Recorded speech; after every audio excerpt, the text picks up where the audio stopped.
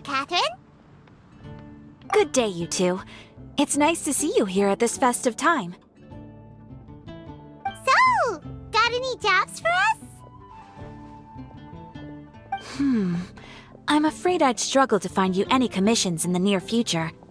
With the arrival of the Windblume Festival, the only task most Mondstadters are busy with is preparing gifts for their loved ones, but it's customary to do this oneself without assistance. Think of this period as the off-season for the Mondstadt branch of the Adventurers Guild. Spring is here, love is in the air, and everyone wants to relax and enjoy themselves.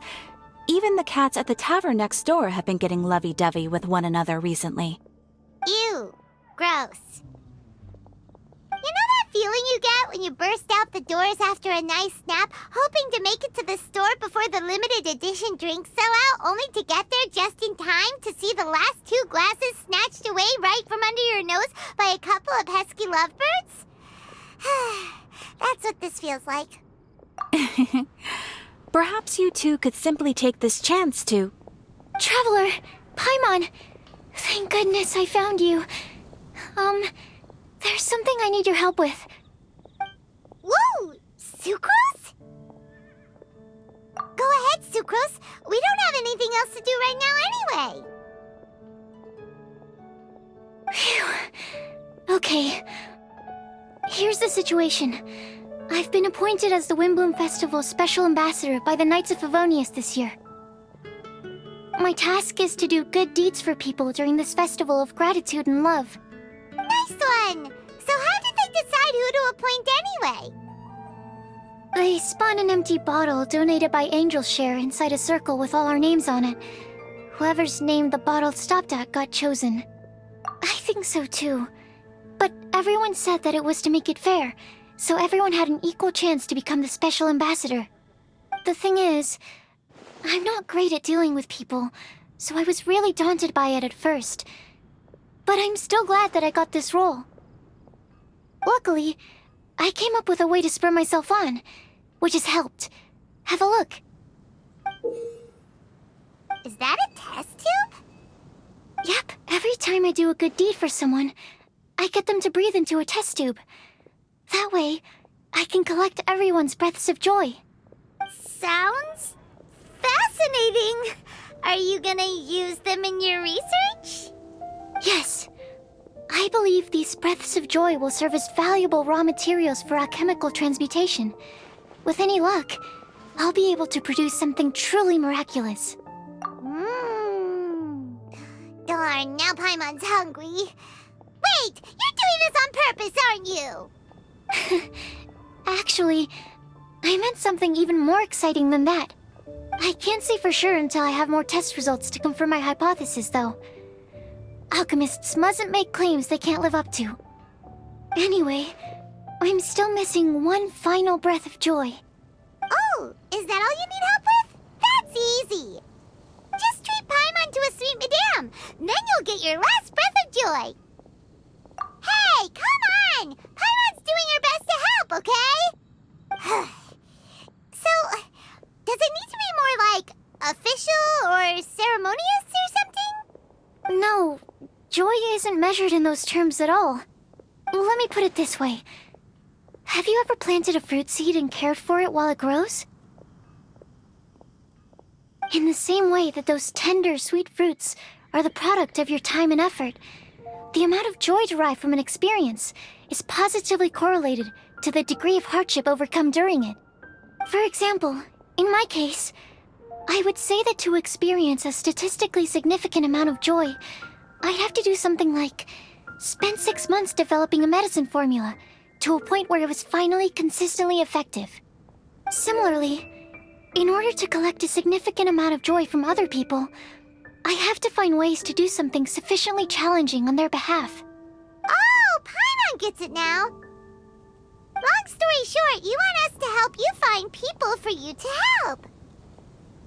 Oh, that's pretty tough given that it's the Windblume Festival and all. Oh, I figured since you're such experienced travelers, you might have some ideas. But if even you don't know how to approach this... Yes, you're right. Well, if he's in, then Paimon'll help too. With the talking, anyway. But, if things don't work out, can Paimon still get that sweet madame? Oh, come on, Traveler. This is a festival of gratitude and love, after all. How could you refuse? Excuse me, Sucrose? Could I borrow you for a second? Package for you. Oh, sure. Be right back. Wait, is that who Paimon thinks it is? That's Kale, right? When did she arrive at Mondstadt?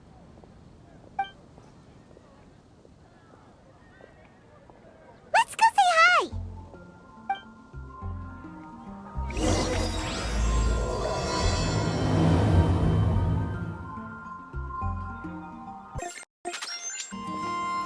Kale! Hey! Hey you guys. What are the chances? You were staring into space just now. Something the matter? No, don't worry. I'm fine. I was just looking at a Mondstadt children's book in the souvenir shop over there. While I was flipping through it, a piece of paper fell out. The writing on it was really mysterious. Almost like a prophecy. If you can do these things, you may light the lantern of utmost joy and receive a supreme blessing. And what does these things refer to? Find a flower that is not of this world. Find a guide who will never get lost. Find one who would never lie. Find a legend that never ends. So, 4 things in total. Here, have a look. I asked a lady who owns the store about it, but she said that she didn't know anything about any paper slips.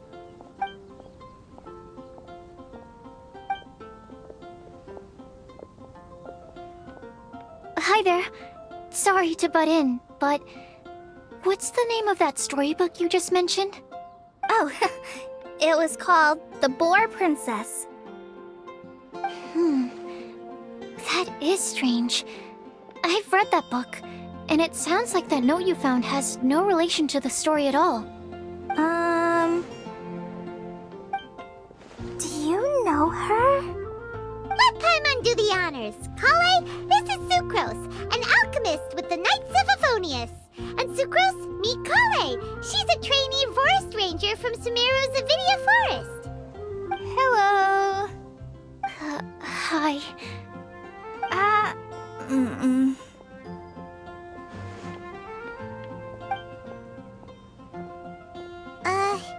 This is getting awkward fast. They're both so shy. So, Sucrose, what are your thoughts on this prophecy? Could it be real? Without having done any research, I couldn't comment definitively. But if you want my subjective opinion, I don't think that it's a nasty prank or anything. The only people who read children's books are those with a childlike wonder and imagination. Or children, of course. I'm sure that whoever put this prophecy there would understand that. Would they really do this just to spread lies and ruin someone's innocence? I can't imagine anyone being so cruel. That's a great take! I love it! Exactly! Who would want to hurt a child's feelings? Okay, so what do you think the blessing is, Sucrose? If I had to guess, maybe a fairy that can make people's wishes come true or something? I haven't read many fairy tales, so this is pure speculation. With no other information on hand or prior research to compare against, I'm afraid it might not even be worth considering. Wow! Her guesswork is really good, though. I want to pick her brain some more. But will she find it annoying if I keep asking her questions? We've only just met after all. What's the best thing to say to someone you're meeting for the first time? Well, yes. I mean, if possible. Then, what would you wish for, Kale? I'd wish for a better personality. Uh-huh. Huh? You can't waste it on that. You've got a great personality already. That's very kind of you. But if you know me like I do... Kale! I know that voice. It's...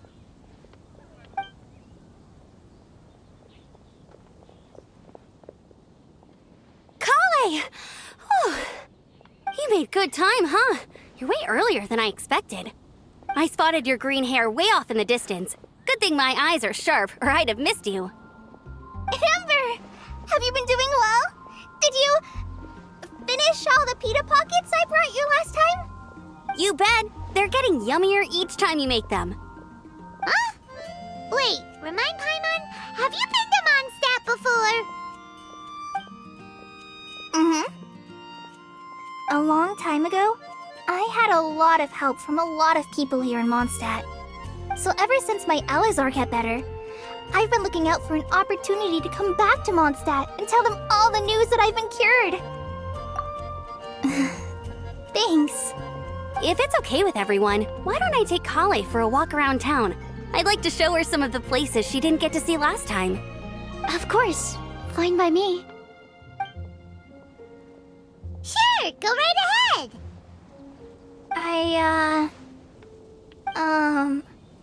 Sorry, Amber. I agreed to meet my traveling companions by the city gate in a few minutes, so I can't go with you just yet. Oh, that's all right. In that case, you guys go rest up, and I'll go see Master Jean to ask for some time off. Oh, okay. Traveler Sucrose, could you look after Kale for now? I'll come get her later and take her out. There's still a whole bunch of people I need to introduce her to. Sure, no problem. Awesome. See you later then.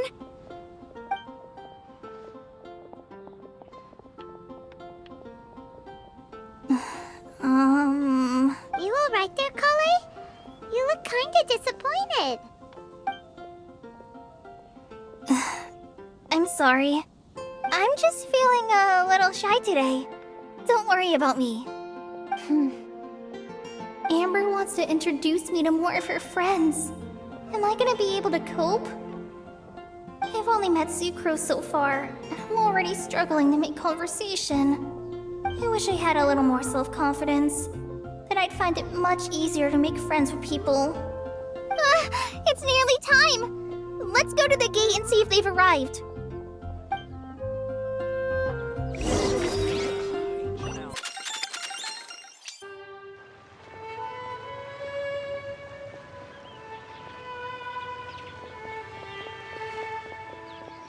Why is this humble windmill such a great view?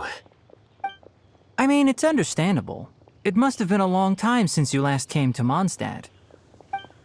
Because it is the true Great Vayu Viastra?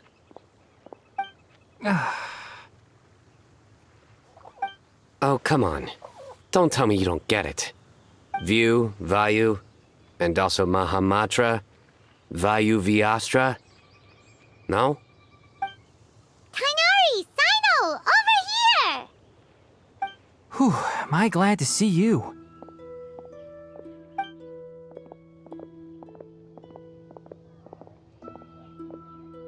And who's this young lady? Master, this is Sucrose, an alchemist with the Knights of Favonius. We just met.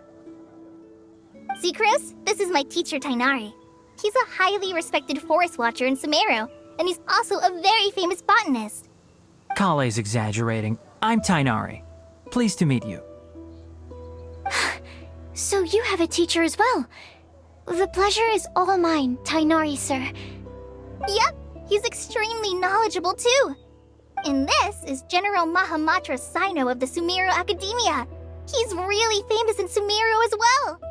Greetings. Though if I might say so, we're purely here for personal reasons. You needn't be unduly concerned with our official positions. And Kale, there's no need to use my full title. Sino is fine. Or Sir, if you absolutely must. Indeed.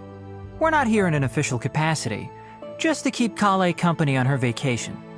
Keep me company? But it was you two that insisted on coming. Kale is very important to us. We felt obliged to ensure her safety on the long, treacherous journey to Mondstadt. But I've been here on my own loads of times before. What about your work, though? What if something bad happens while the General Mahamatra's away? There should be no issues. I have left my duties in the hands of my subordinates, and 2 especially reliable helpers. Oh, Sucrose. What were you saying about you having a teacher as well? I was just going to mention that I think we're in a somewhat similar situation. I'm an assistant to Mr. Albedo, Mondstadt's genius alchemist. Oh, please, Sucrose. Genius is an unnecessary epithet. It will serve only to leave an exaggerated impression of me in the minds of our guests. Mr. Albedo, but it is an objective truth. Hey, Albedo's here too! Great! The more the merrier!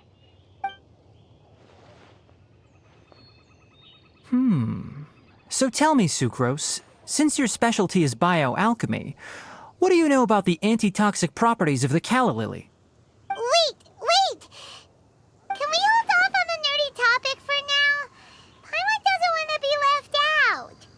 Oh, as it happens, I've studied the calla lily in quite some detail before, with it being a species native to Mondstadt. I wrote a whole report on my findings. If you're interested, Mr. Tainari, sir, I can go get it for you. We're supposed to be here on vacation, and you're already thinking about how to improve your herbal medicines? Also, I thought we'd agreed to take on new identities for this trip. What new identities?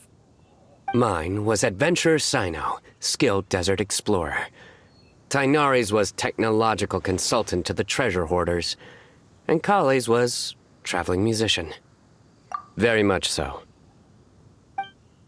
I do wish some of the less cautious adventurers in the Avidya forest would consider coming to Mondstadt instead. What Philanimo mushrooms lack in texture, they make up for in not causing vomiting or diarrhea.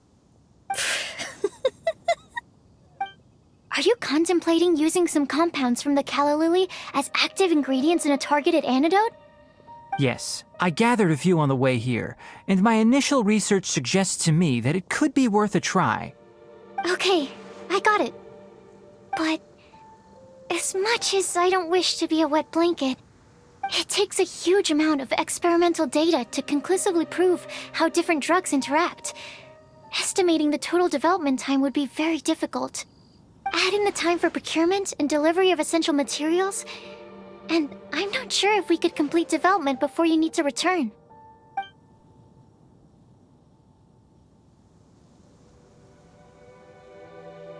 Then please, allow me to help.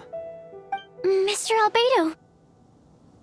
Apologies for my tardy entrance in the present discussion. I understand you're looking to make an antidote for poisonous fungi, correct? If you happen to have some samples with you, or relevant documentation on hand, perhaps you might give me the chance to review them later. But before that, I invite the 3 of you to look at this.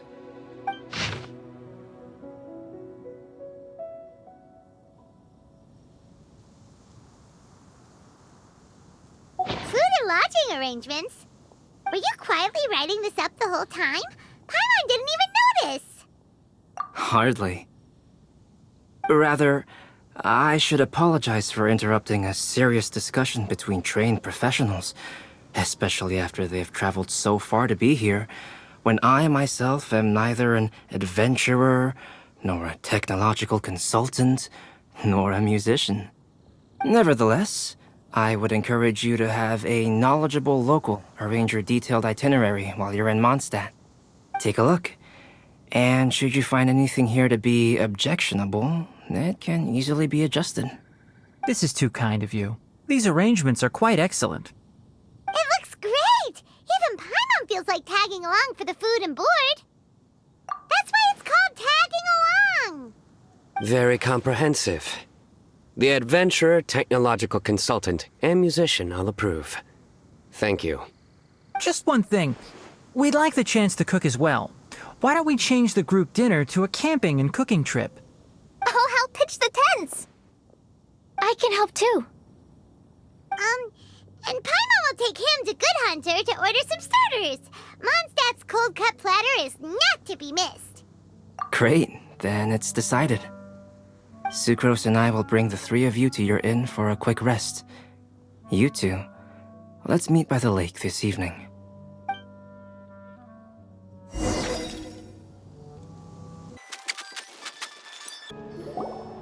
Sarah, can we have a cold cut platter to go? Sure, coming right up. Would you like anything else? Do we, want anything else? Yay! So you do remember after all! You're just the best! Paimon will give you the sweet flower from that sweet madame as a Windblume. No need to worry about that! Paimon can make room for good food. All right, just a moment. Oh, that was great. If that was a Windblume treat, then Paimon wishes it could be the Windblume Festival every day.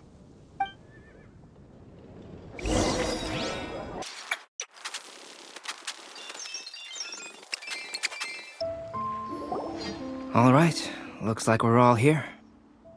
Not at all. We just came early to set everything up, since we happen to be free today. Kale put up the tent so quickly, but still managed to tie very sturdy knots. You can really tell that she's a professional. I didn't do much apart from passing materials around. Thanks. It's all thanks to Master and Sino. They taught me everything I know. What can I say? For a skilled adventurer, this is just another day on the job. Are you quite finished? Or were you going to sing each other's praises till the moon rises?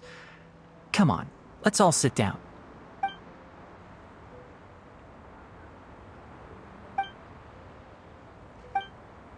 That sunshine sprat was really very good.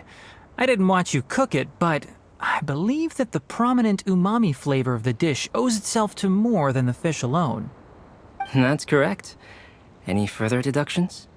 Let me think. The aroma was quite uniform. Unlike that of a spice blend, it was also unfamiliar to me. So I would venture that it was a Mondstadt specialty. As far as edible Mondstadt plant species are concerned, calla lilies are usually used in soups.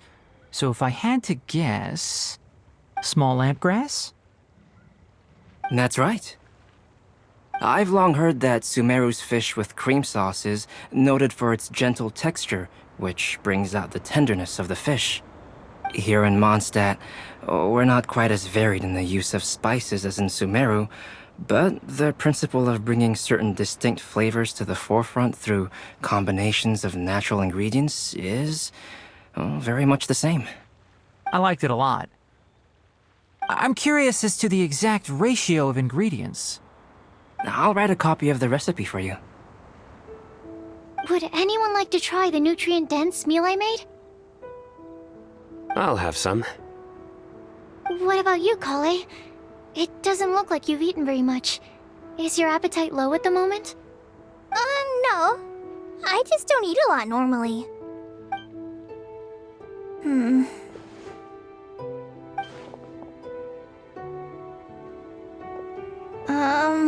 Sorry. I didn't mean to make things awkward. Tainari. While we were on the road, we spotted something white, walking on two legs. Was that Paimon? Which day was this?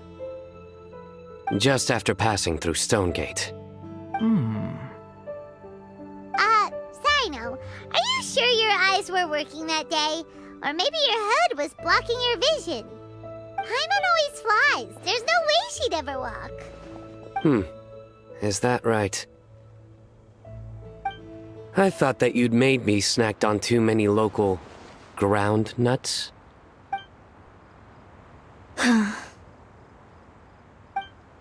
No? Not funny? Ground, you know. As in ground up, but also the ground. Ground nuts make you fall to the ground. Think of this as part of the process of getting to know Sino. On the bright side, these jokes show that he thinks of you as his friends. Still, we could test the hypothesis. What hypothesis? That plant species indigenous to Mondstadt may have an effect on the motor functions of flying lifeforms. Hey! Paimon's not your test subject! Anyway, by your logic, wouldn't that mean that eating, say, Zaitun peaches, that would make a sick Paimon peachy in no time or something? Hey! Not you two! I think the Traveler and Paimon's conversations are more entertaining than Sino's jokes. Ah, I see. You must have been keeping quiet about this grievance for quite some time now. You seem much cheerier now that you're here in Mondstadt, Sino. Actually, feels like you're a completely different person. That's because I'm Sino the Adventurer. It's not? In fairness, you only saw him in his work mode while you were in Sumeru. He's actually like this most of the time when he's in a good mood. Yep, it's true. Sometimes when he's eating, he'll grumble about how the bowl is too shallow for the amount of food it contains and other random stuff like that. I understand. Then allow me to reintroduce myself. Before, you knew me as General Mahamatra Sino. Now, please see me as Sino the Adventurer. Yeah, so that's another thing he does. He'll keep repeating something he thinks is funny until you stop trying to resist. So you have two different mental states? Almost like different phases of matter. Interesting. I want to learn to do that too. I think in your case, the two states we would end up with would be highly conscientious sucrose and stupefied sucrose. Oh, by the way, was there any reason in particular that you chose Mondstadt as your destination on this occasion? Oh, well, Lisa once told me that the Windblume Festival is one of Mondstadt's biggest events of the year. I wanted to take this opportunity to give everyone a Windblume as a token of my heartfelt gratitude for everything they've done to look after me. Plus, it was a good chance for Kale to get out and meet some new people. Kale Lily. What? Kale's Windblume. Maybe she should call it a Kale Lily. It sounds very Mondstadt. There's also cauliflower, which would technically make more sense, but somehow it doesn't sound as nice.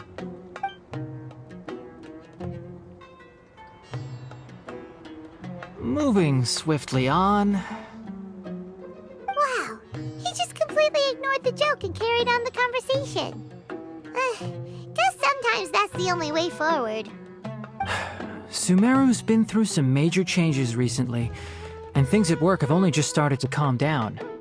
I don't get many opportunities to take a vacation, and this was a chance to join Kale on her trip while also learning a few things about Mondstadt's flora and fauna that I'll be able to pass on to my peers and students on my return.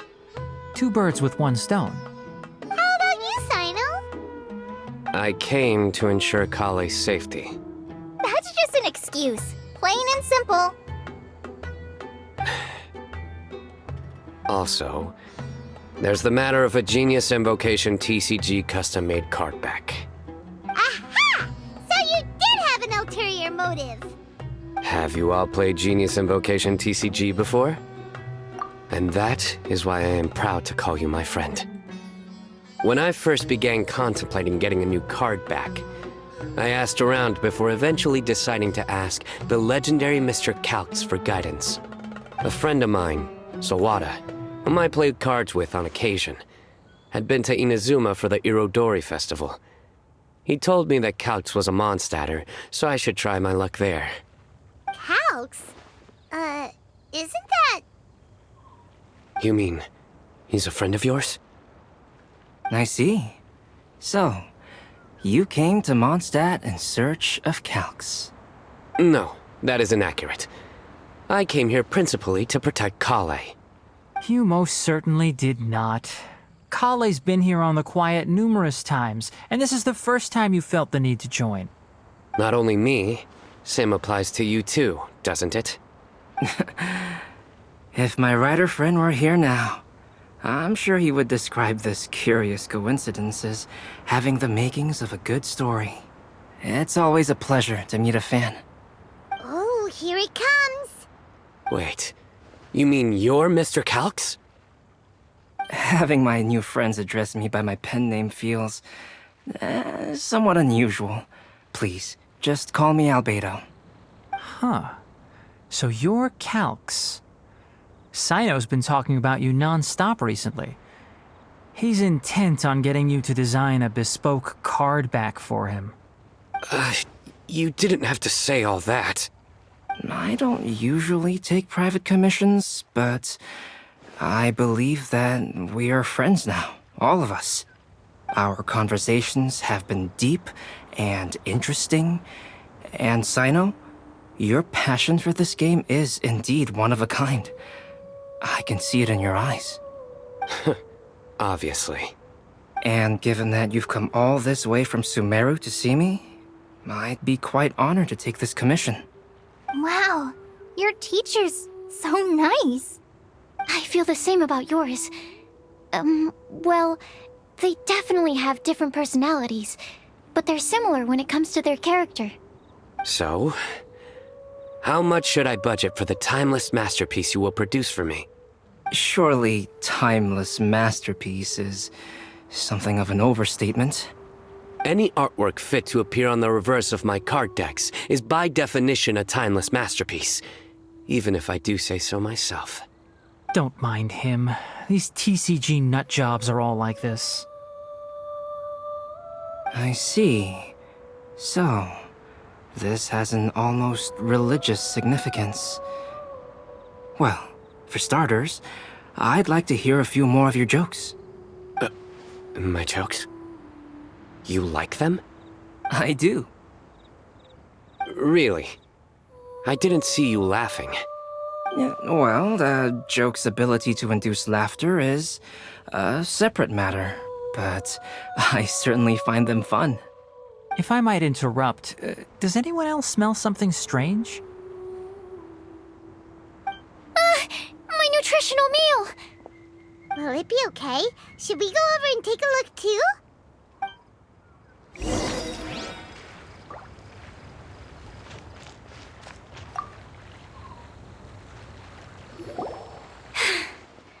Only the base is burned. We can still use the cooking pot.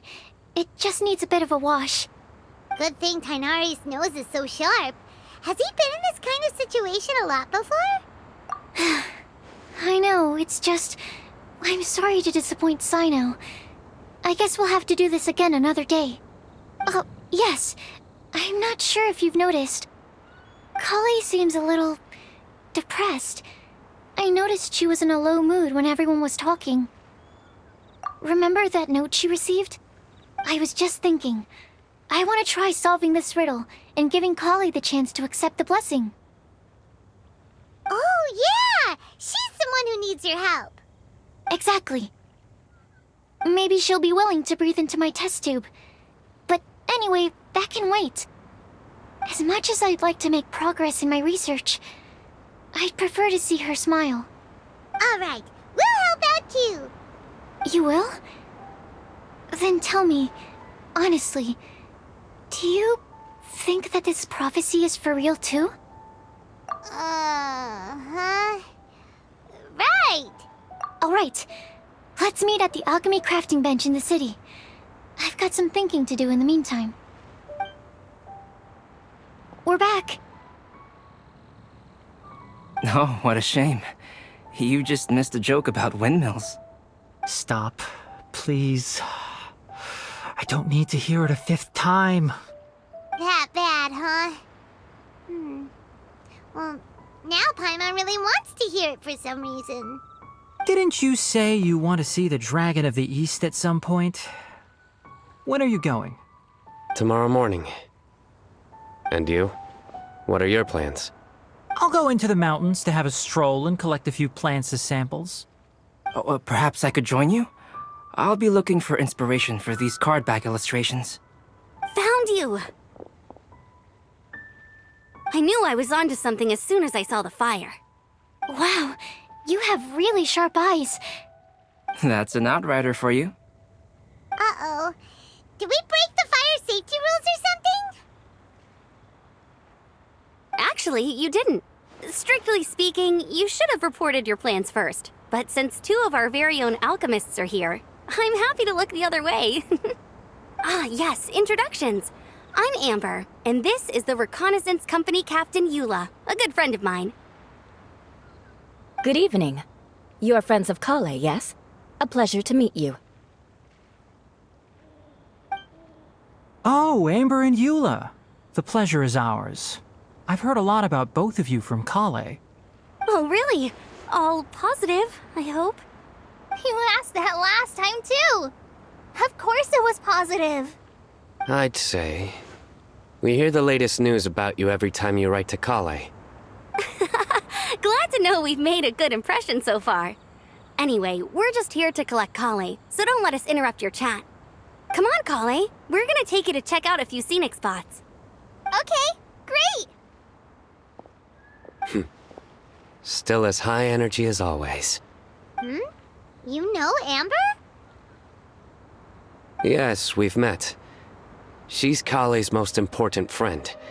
And for that, we are also very grateful to her. That's Amber for you. Her outgoing personality means she can make friends with just about anybody. It's getting late, and we still have a lot lined up tomorrow. I suggest we all head back and get some rest.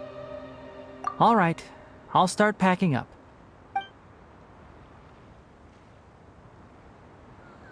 You're gonna get the tone-deaf bard to check out that note, aren't you? Guess Paimon knows you pretty well, huh? Knowing him, he should be hitting the taverns around this time. We can go corner him and make him answer our questions. Let's move!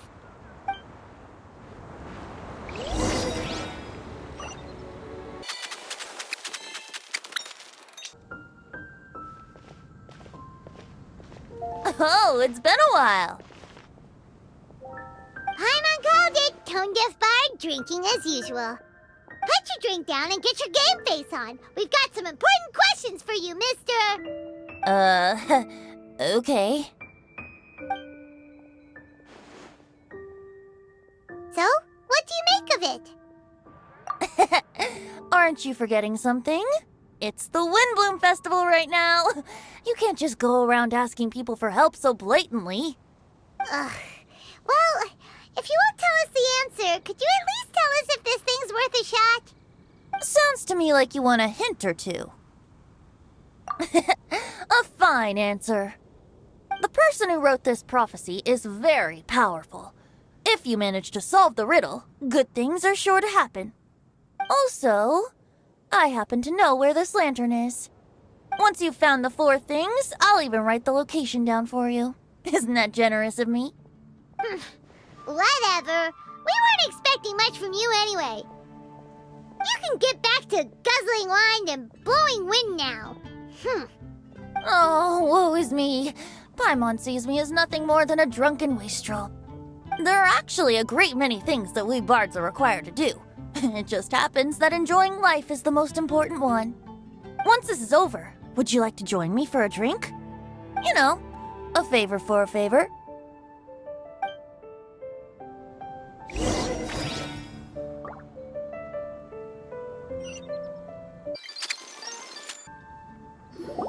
A flower that is not of this world. Not of this world.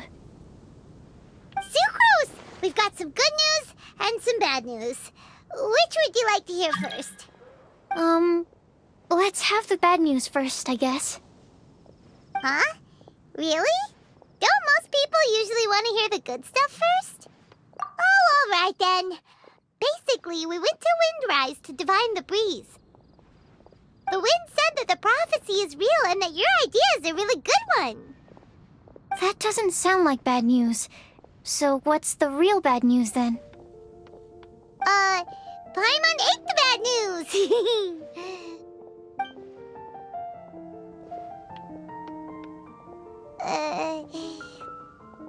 Blame Sino! If it's not funny, then it's his fault! It's fine. Well, that puts my mind at rest. Now, back to the other issue I've been mulling over. I was thinking about the flower that is not of this world. It could mean a human-cultivated variety that doesn't occur in nature. But that's basically claiming that it doesn't come from this world in the first place, when actually it's just a variant of an existing breed. So, the initial question is, can the flower's origins be traced back to a natural organism?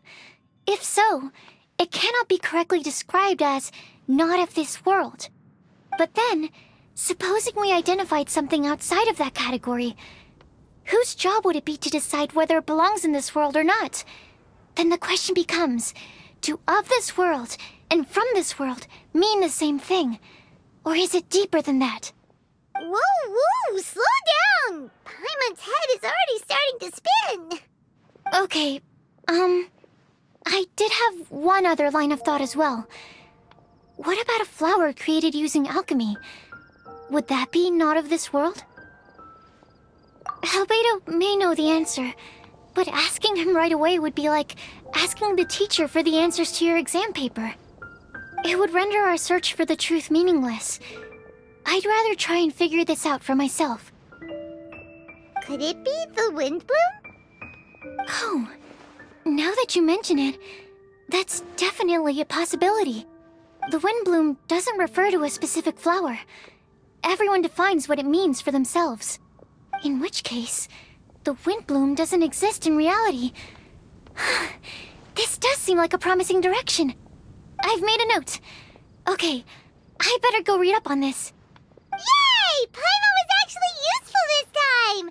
Guess we have that sweet madame to thank, huh? I'll need some time to prepare. Could we meet up here in, say, 2 days' time? Sure thing! In the meantime, we'll also think about the other 3 riddles in the prophecy. But, since we're really going for this now, shouldn't we say something to Kale about it? I originally wanted to leave it as a surprise for her, and I also didn't want to get her hopes up over nothing. But you're right, Paimon. I'll need to be careful how I word it. But I'll try to find some time over the next couple days to mention it to her. Alright, thanks so much.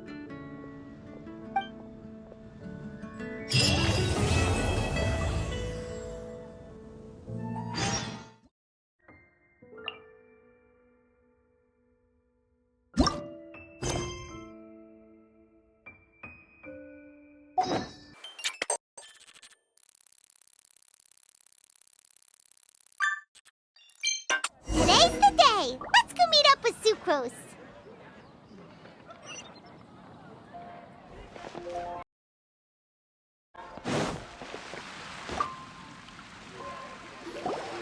Sucrose, we're here!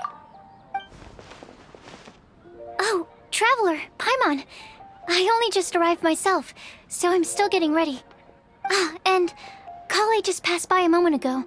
She said she had some things to sort out at the inn where she's staying, but she'll meet up with us when she's done.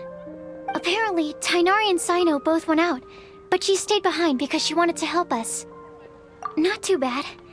After reviewing it again with fresh eyes, I came up with a new theory which seems to hold some water. I'll attempt to explain it as simply as I can. I believe that each of the 4 things in the prophecy refers to a different field of knowledge. So, in a way, the prophecy is a test of the reader's intelligence. But it's unlikely for any one person to have expertise in all these different areas. So I suggest that we seek out one expert from each and get their opinion. Also, in 2 out of the 4 areas, the prophecy seems to want us to find specific people. It may even turn out that the people themselves are the answers. So it sounds like we should put our heads together and list out the people who can help us. Exactly. I think we can go through each riddle in turn and generate 4 groups of names to match the 4 questions. Alright, then let's start from group 1. The first riddle was, a flower that is not of this world. Personally, I would still go with Albedo for this one. Alchemy is the most likely to have to do with otherworldly things, and he is by far the leading expert in this regard.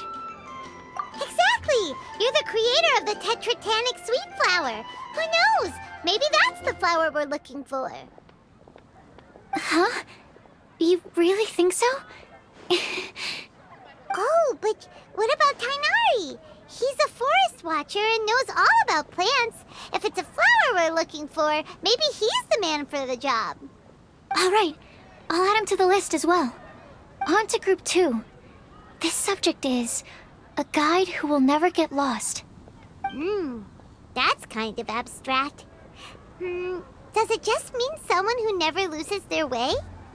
Wait, but they have to be able to guide others too, so it's not quite as simple as that.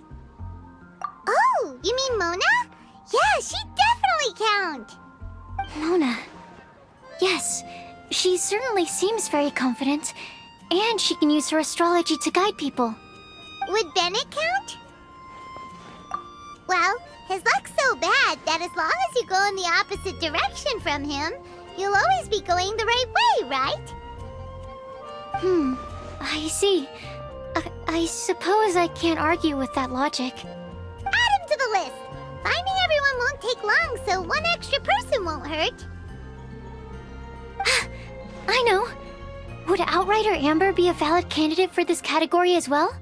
Yeah, she would! She's got a great sense of direction after all. As a matter of fact, when the Traveler and Paimon first came to Mondstadt, she was actually the one who gave us directions. Yes, she's certainly a good guide. Is there anyone else? Let me think. Yes, I believe there may be one more. Albedo once made a set of equipment for Mika from the reconnaissance company. He's their surveyor, and an exceptional pathfinder.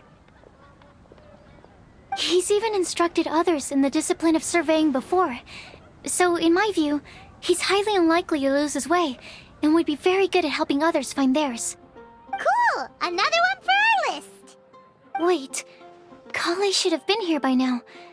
Wonder what's taking her so long. Sorry, could we continue our chat somewhere else? Oh, you wanna go see how she's doing, right? Sure, let's all go.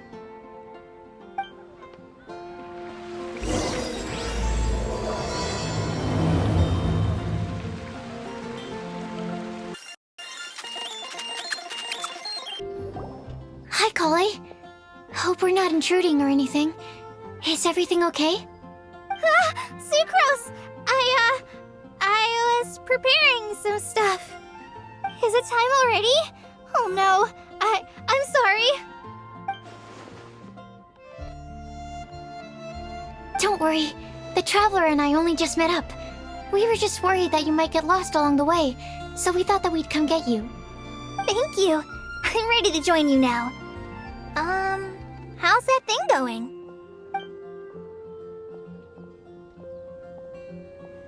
So let's pick up where we left off.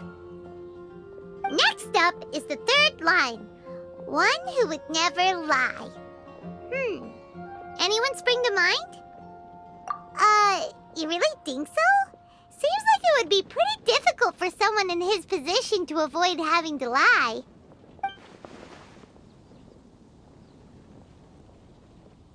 Then what about Kaya? He's the cavalry captain and a rather popular figure, but...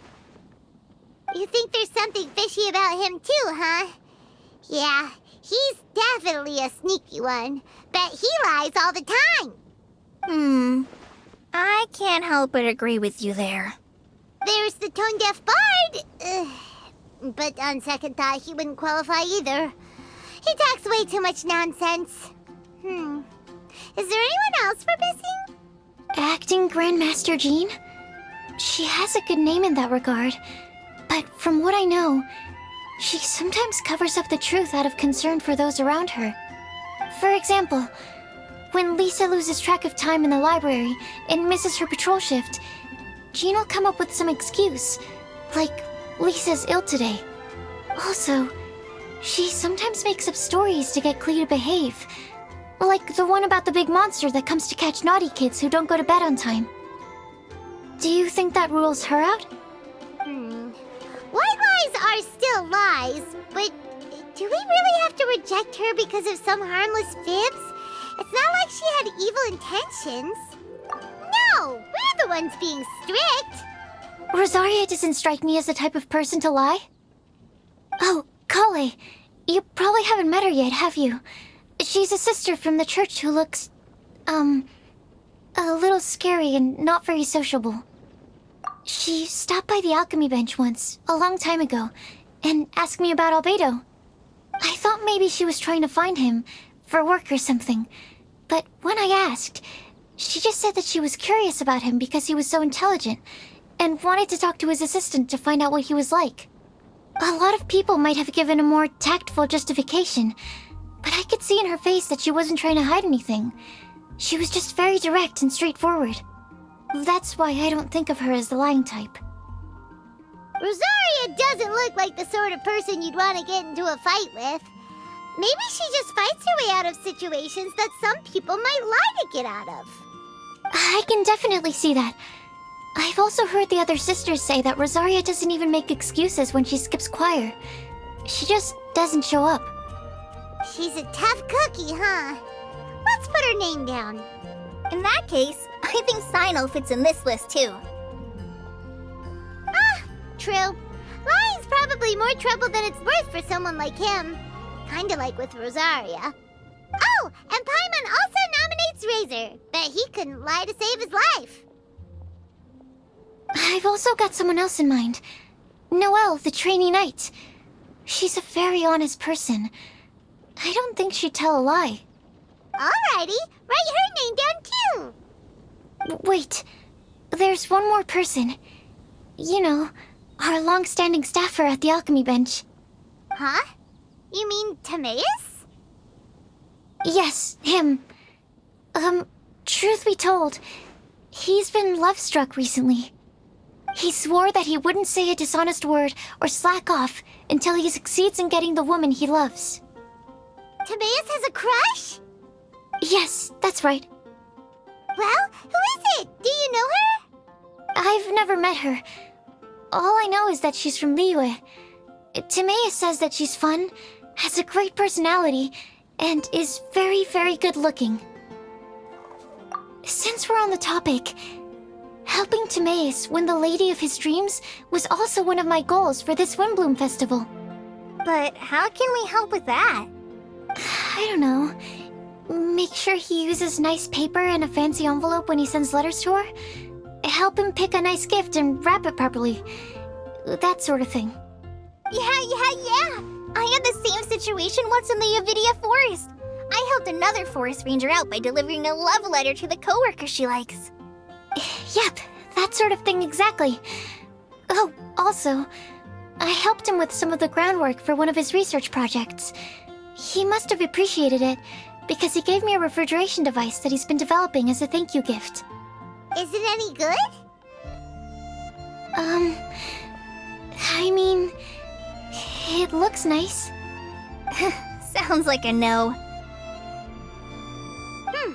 Alright, guess we'll put Loverboy down on the list then. Okay, so last of all, we have a legend that never ends. Anyone come to mind for this particular line? Lisa, perhaps? A librarian understands books best, and aren't most legends written down somewhere? When I think about legends, fairy tales and picture books come to mind.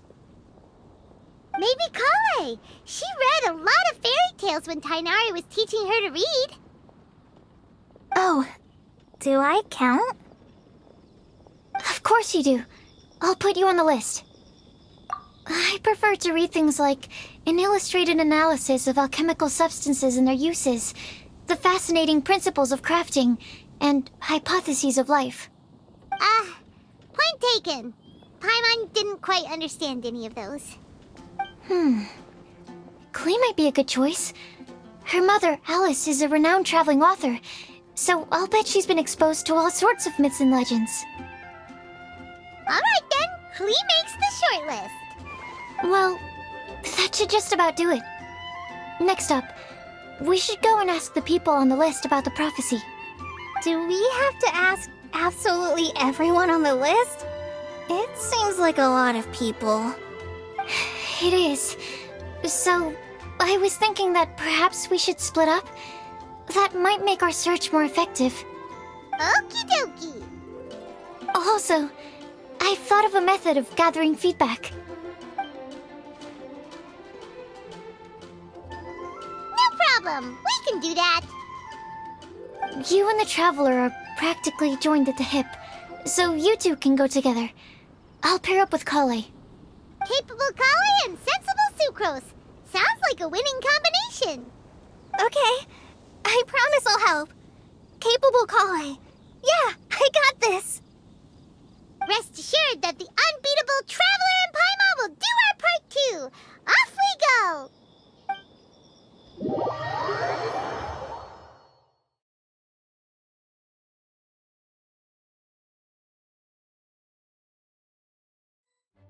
I plan on starting from the person with the most defined stronghold. So let's go to the library. Lisa should be there. Stronghold. That's an, interesting word to use. Maybe den? No, that's even worse. How about layer?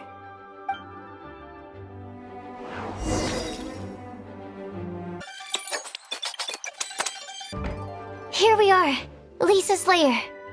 Oh no, that was a bad word choice. Now Sucrose is using it. It's all my fault. Lisa, might I ask if... Huh?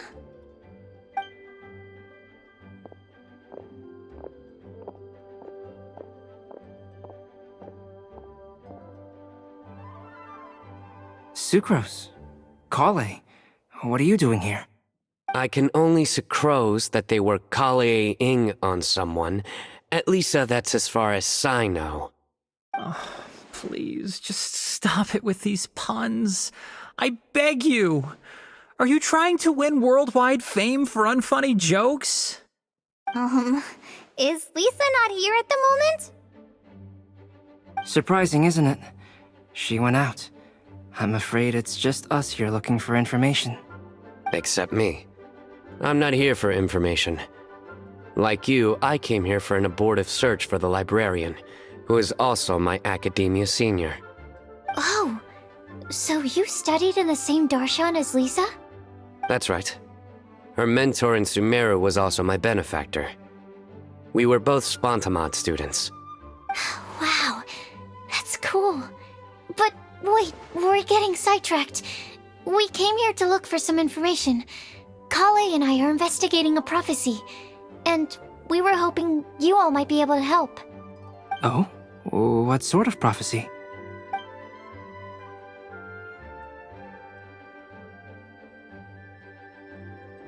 I see.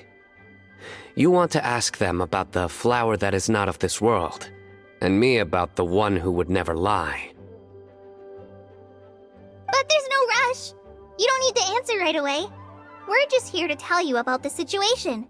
You can take your time to think it over and submit any thoughts you have in written form to the Sucrose mailbox.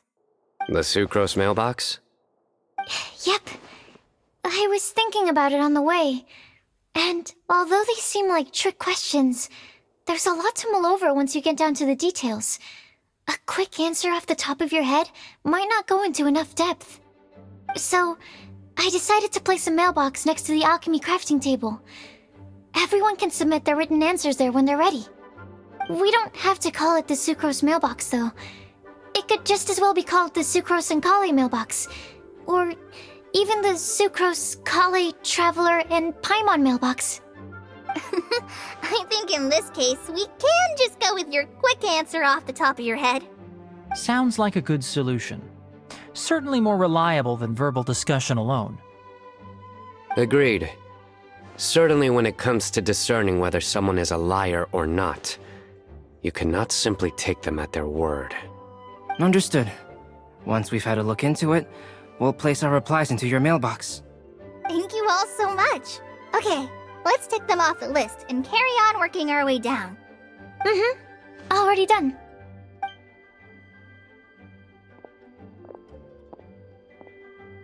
I'm pleasantly surprised to see those two introverts getting along so well. Do you get the feeling that Kale's return to Mondstadt has emboldened her more contrarian side? Yes, I'd noticed that too. Traveling and meeting old friends are both good for the body and soul. And isn't rediscovering one's youth while revisiting old haunts a worthwhile pursuit? When I first met Kale, she'd never known happiness or youth, but things are different now. Her Elazar being cured was a huge milestone in her life. Kale is a very sensitive and introverted child. I'm sure you must have noticed that too, Albedo. From the time she's been in my care, I've observed that she's actually a very lively character by nature. But she had a very rough start in life, and it changed her. So, might I assume that your respective claims of looking for plants and artists in Mondstadt were just pretexts? I wouldn't say that. Both Kale and Genius Invocation TCG are very important to me. Would it really kill you to just say yes in this situation? Fine. Yes, we came out of concern for Kale. She's been back to Mondstadt of her own accord several times, but it has led to no significant improvement in her mood. Well, it won't hurt to give her some more time. I believe that Sucrose might be able to help her. Sounds like an extension of your own self-confidence as her teacher. You could say that. In a similar vein, I've heard that Sumeru scholars often build their social relationships based on their academic ones. Is that true? I suppose it might look like that from your perspective. Sumeru society is something of a special case. The reason it is known as the City of Learning is because all of its resources are in some way linked to academia. As such, academic resources equate to social capital. It is not unheard of, for example, for people to build a family in order to pursue further studies. But the relationship between the three of us is not an academic one turned social. We've never even worked on a paper together for starters. Oh, so the academic paper is the nexus of the academic family. Interesting. I would think of us more as siblings. An equal and pure relationship, unaffected by academic considerations. As much as I'd prefer not to admit it, that statement is not inaccurate. I can understand that position. I have a younger sister myself, and it's only natural for me to be protective of her. What you describe fits the idea of a city of learning, as I imagine it. The family is where all social relationships intersect. As such, a family founded on common goals may actually be more stable. By the way, who's the eldest between you? Let's not go down this rabbit hole, please. In terms of age, I'm the eldest, of course. He just doesn't want to admit it. But your mental age is younger than that. I dare say even by enough to be the youngest sibling. Perhaps I could bring Kale into this happy family to be your elder sister. No. You will never see me admit to being the youngest sibling. Except perhaps as a last-ditch effort to turn the tables in a game of cards.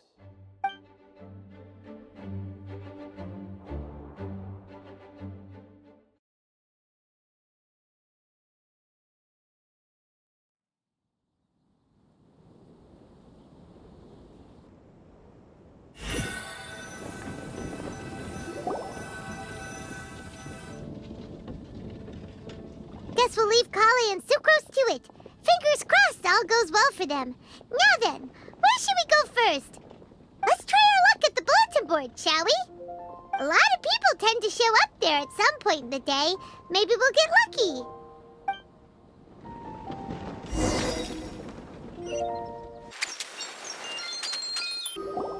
Nice! Just as we hoped! There's a load of people here. Huh? Even Lisa's here. Hey there, Traveler in Paimon. It's been a while. How have you been? We've been doing pretty well. You look surprised, cuties. Is it because of me? Teacher is not at the usual place. Oh, please. It's not as if I'm glued to my chair. I like to get out for a little fresh air every once in a while. Mika's here today, so I thought it'd be a good time to introduce him to Bennett and Razor. They're all out and about quite often, so it's helpful for them to get to know one another. Hello, everyone. My name is Mika. I look forward to working with you. No need to be so formal. We've known them for ages. They're cool. Windblume. Fun?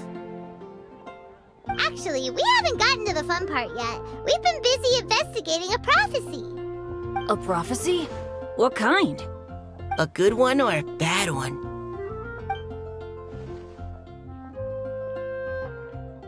Gosh, that all sounds quite fascinating. I can't believe I made it onto your list of names. You really think I'll be able to help? Believe in yourself. Right. Believe in yourself. You're a first-rate adventurer, Bennett. Okay, then in that case, I'll step up and present my thoughts on the matter. Except I forgot I'm not really good at organizing my thoughts. Oops. Oh, there's no need to tell us all of your thoughts right here and now. Sucrose said she'll put a mailbox next to the crafting bench, so you can just write down your thoughts when they come to you, and drop them there. A meticulous and efficient plan. Yep, that sounds like sucrose. I will think also. Give me some time. You still have other people on your list that you need to go see, right? We should leave you to it. Don't worry about us. We'll drop off our letters at the mailbox as soon as we're done. Okay, bye for now. Let's head over to Star Snatch Cliff next. Maybe we'll be able to find some people there. And even if we don't find any familiar faces, you can see really far from up at the top. Maybe we can find people that way. Oh, you're working so hard. Do be sure to get some rest when you can. If you get tired, you know you're always welcome to visit me for a break and a cup of tea.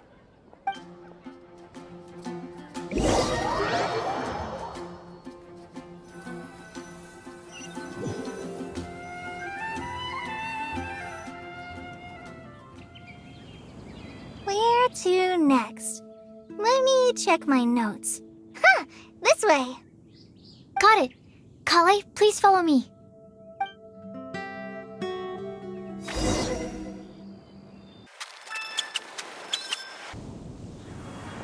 Oh, it's our lucky day. There are several people over there. Amber? Wow, and Eula's with her too.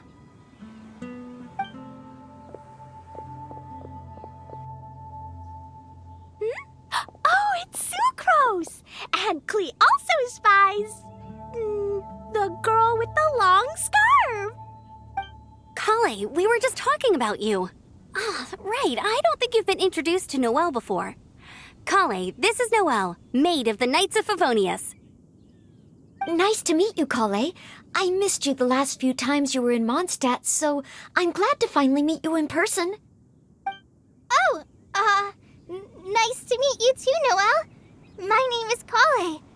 But you already knew that. Relax, you two. There's no need to be so courteous. We're not on some kind of diplomatic mission here.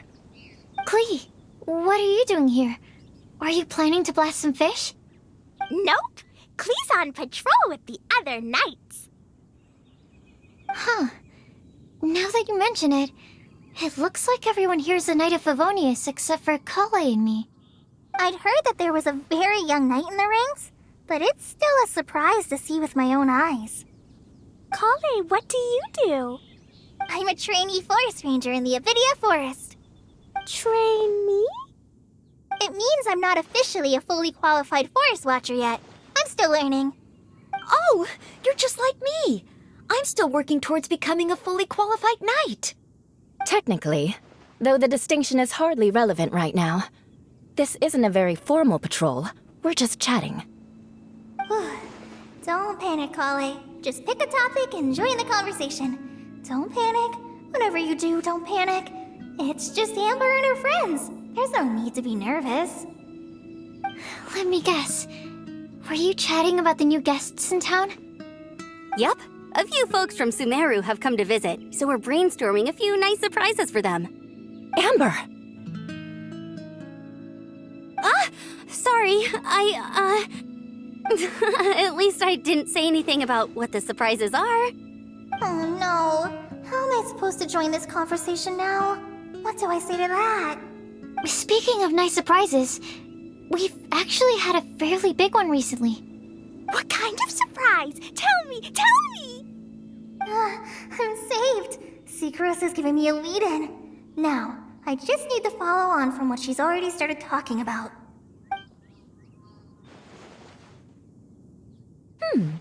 What an interesting prophecy. I have no idea what the answers could be, though. So essentially, you're gathering information to help you solve the riddles, correct? I'll do my best to help. Thank you so much, Eula. Anytime. There's no need to answer right away. We'll put a mailbox next to the crafting bench for people to drop us a note once they've thought of something. I'll drop something in there for sure. Nice idea.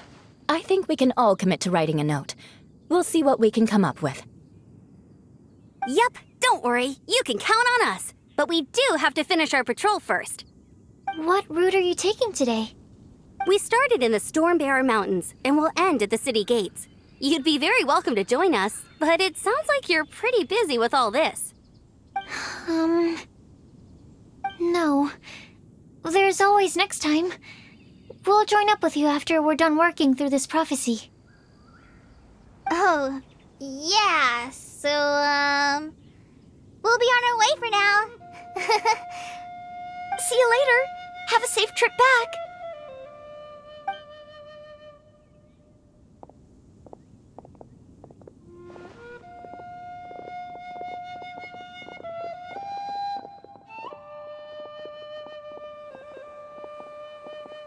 Are you okay, Kale? Was it that obvious? No, not at all. It just looked like you had something on your mind. So that means it was obvious. Whatever's bothering you, you can talk to me about it if you want. I'm happy to help. Thanks, Sucrose. Well, the truth is, I don't really know how to act around Amber and the others. Really? I thought you two were good friends. We are. Amber's a really important friend to me. I don't know. I guess if I'm being completely honest, the problem's probably with me. The first time I came to Mondstadt, I was really immature. I didn't want to let people in, and I was generally pretty awful to everyone.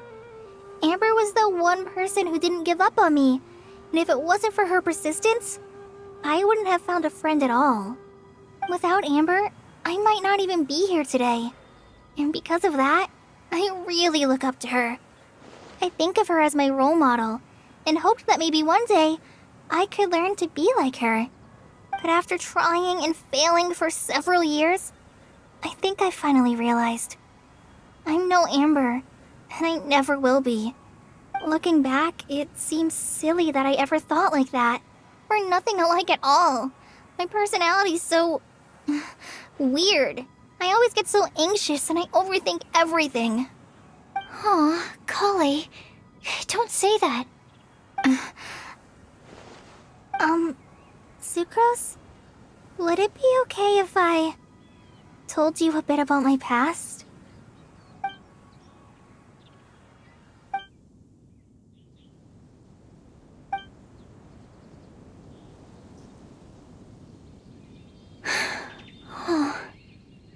I already knew bits and pieces about her. But still, why did she have to go through all that? I'm sorry. We've only just met and I'm already dumping all of this on you. This is why I get so frustrated at myself. I'm always doing this. I get into a spiral of self-doubt, and then I end up having to find somewhere to vent it all out. No, it's fine. I'm really glad that you're willing to tell me all this. People don't open up about their deepest feelings unless they really trust the other person. Don't you think? At least, I think it's kind of an honor. And, I mean, you've probably noticed by now, but I don't have the best social skills either. I always just end up talking about the things I'm interested in, and going on and on. But even so, you still listen to me when I talk my head off about alchemy. It's a relief to listen to you talking about yourself for once. If you hadn't told me all of those things, I never would have guessed that you struggle so much.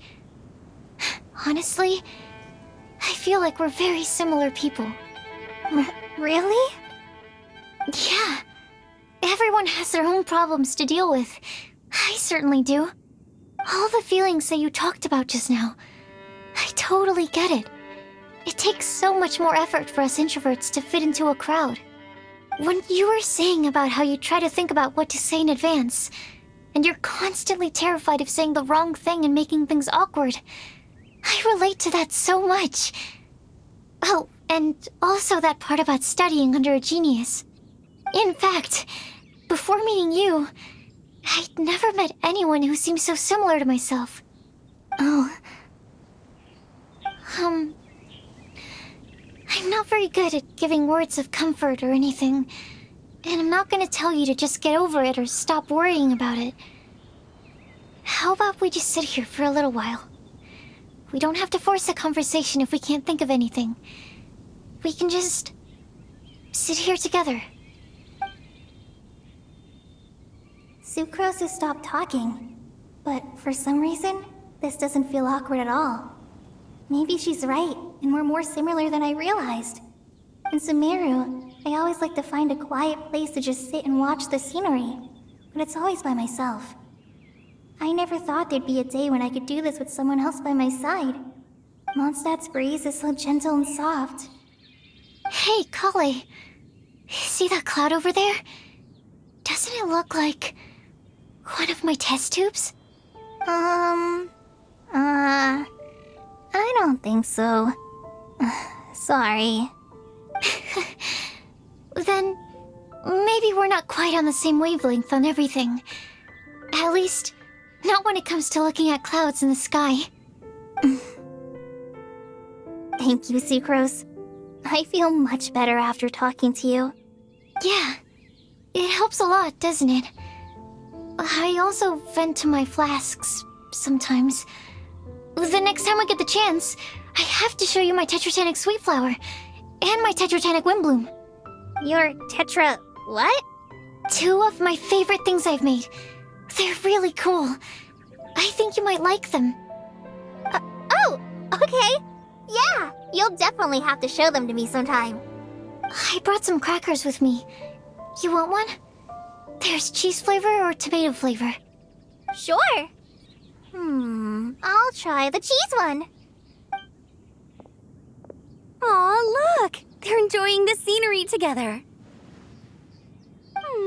Shall we go play with them? No, it's fine. Let them sit for a while. We're not what Colleen needs right now. She needs a new friend. Someone different who's never met her before. I don't get it. Is there a difference? There is. You'll understand once you're a little older, Klee. People can draw different kinds of strength from different kinds of friends. And right now, Colleen needs someone that's just not the same old me.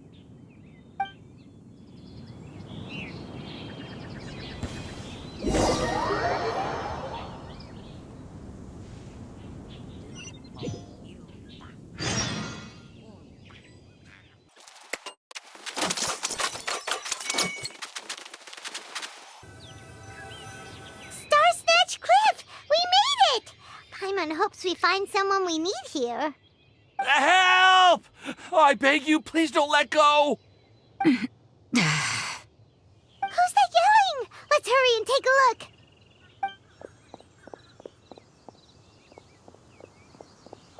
Timaeus? And we also have Rosaria and Mona? What kind of mishmash ensemble is this? question. What kind of a motley crew is this? It's been a while, Traveler. You two are looking pretty good. I trust you've been well. Yep, we're definitely faring a lot better than this poor guy on the ground. Hey, please don't rub salt in my wound. I really have been trying my best. Oh, you're one to talk. If this sister hadn't grabbed you in time, then you'd have been seriously hurt, if not dead. I know. I really am grateful, miss. I can't thank you enough. Don't mention it. Just lending a hand. Quite literally. And had she not lent him a hand and pulled him up, he would have gone tumbling down the cliffside. What happened? Did Timaeus almost fall off the cliff? Well, so what actually happened was I came to Star Snatch Cliff today to pick some flowers and ran into Mona on the way. She took a look at her scry glass and advised me to turn back because it would be dangerous. But you still came up here anyway? Yes, I did, because there's something I just had to do. Oh, I hardly think giving flowers to your crush is worth throwing one's life away for. It's rare to run into someone with a death wish in this area. I don't have a death wish. I just didn't think it would really come true. I mean, when Mona said it would be dangerous, I thought I'd be fine as long as I watched my step cautiously. I'm sorry, okay? I was wrong. I'm telling you, I'm just here chasing the love of my life. Love-struck Mondstadters is what the Windblume Festival's all about. Okay, that explains you. But why is Rosaria here? I was looking for a quiet place to escape the crowds. I wasn't planning on having to save a life along the way. So that's why the scry glass just showed danger instead of fatal danger. Very funny. Anyway, Traveler and Paimon, what brings the two of you to Star Snatch Cliff? Just trying our luck. We've got a lot of people we need to see today, so we've been all over the place. Actually, you're some of the people we were looking for. Huh?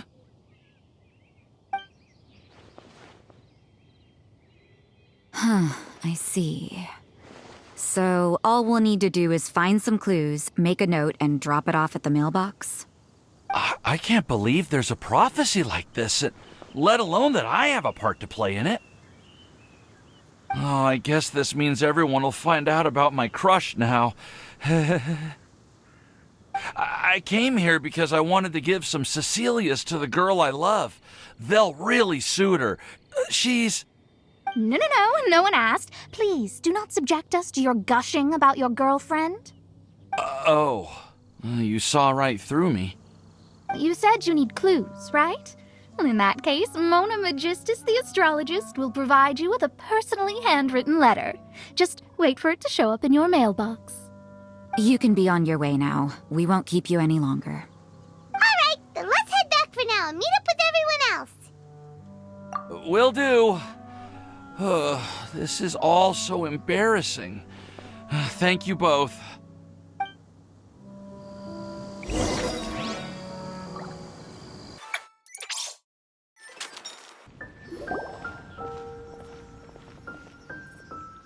We're back! Oh, but it looks like you two beat us. Welcome back. Did everything go well? Yep, we managed to find and talk to everybody. We got back a little early, so we took some time just now to put the mailbox together. We got really lucky today. The vendors were feeling super generous, so we didn't even need to pay for the materials. It's just a shame that Kale got a splinter. Don't worry about me. I'm used to working in the rainforest. I get splinters all the time. I've already taken care of it.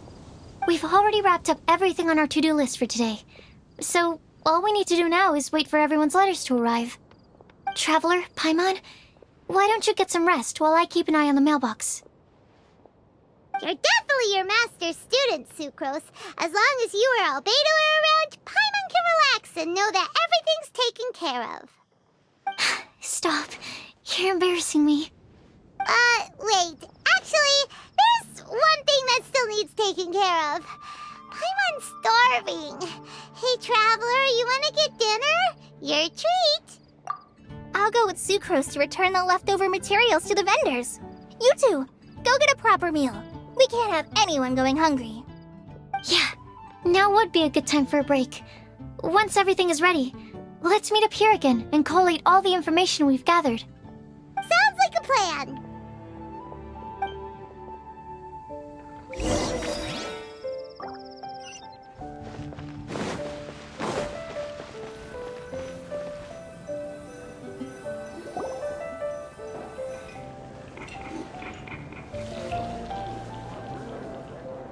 Paimon will have this one, and this one, ooh, and this one.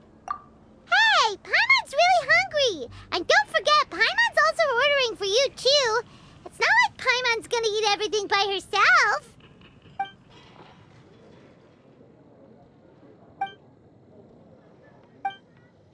Ooh, Paimon is super full.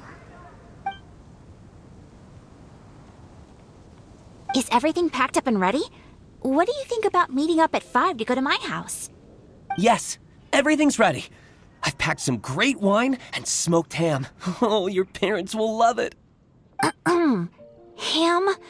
Look, we've known each other for quite some time now. Don't you think it's been long enough for you to remember that we only eat bacon in my house?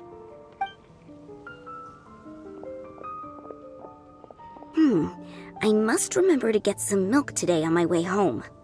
Please, feel free to pay a visit to Cat's Tail anytime. Enjoying the scenery? Oh, Tone-Deaf Bard! Are you here for some food as well? Oh, I can put something on your tab? Well, that's a pity. I already had a few drinks before coming here. I shall take you up on your kind offer another day. There should be no shortage of opportunities in the future. Anywho, you should be getting ready to thank me. I come bearing good news. What kind of good news? Behold!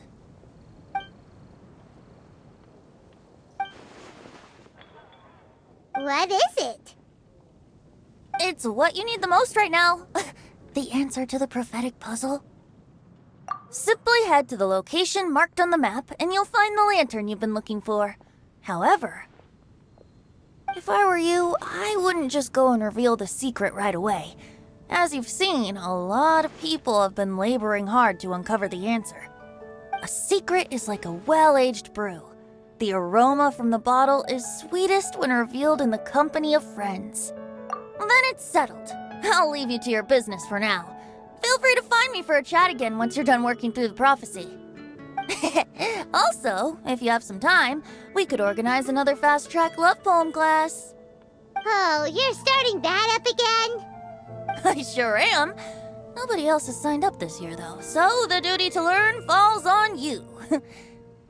Anyway, see you later.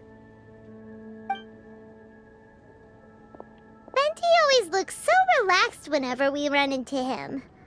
Paimon can't help but be jealous. Excuse me, if you don't mind, could I chat with you for a moment? Oh? Who are you? You may call me Scarlet. Just like you, I'm a traveler visiting Mondstadt from another land. Mind if I buy you a drink? Leaving the door open for another time, I see. I can tell that you've dealt with a lot of people during your travels. You can tell? Well, we are very experienced adventurers after all. I can. That's why I tried to strike up a conversation with you in the first place. I was on my way to go shopping earlier when I overheard your conversation next to the crafting bench. From what I could gather, you are trying to investigate a bizarre prophecy? Yep, bizarre is definitely the word. Don't you think it sounds just like the kind of story that would happen in Mondstadt? Anyway, that's why I wanted to ask you a favor. If and when you manage to unravel the answer to the prophecy, could you let me know what it is? Not so much the prophecy itself, but Mondstadt as a nation. That's what I'm interested in. I was born in a distant land, but I have family and friends who once lived in Mondstadt for a long time. They said that it's a great place full of fairy tales and romance and recommended that I come for a visit. As it happens, someone I know has an anniversary coming up soon, So I figured this would be a good time to come here and see all the sights that she once saw. What do you think about Mondstadt so far? It certainly lives up to its name as the city of romance and freedom. We think so too. So, about the prophecy. Thank you. You're very friendly. It's been a real pleasure to meet you. I'll leave it to you then. Hope you continue to enjoy the city and have a wonderful day.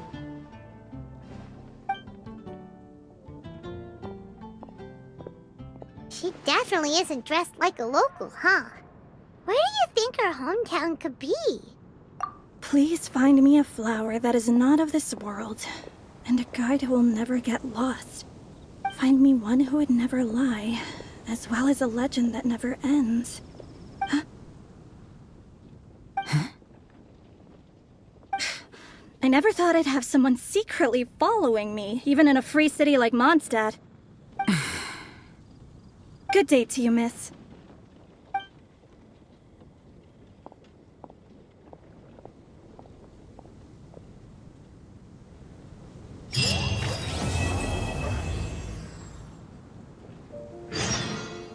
A flower that is not of this world.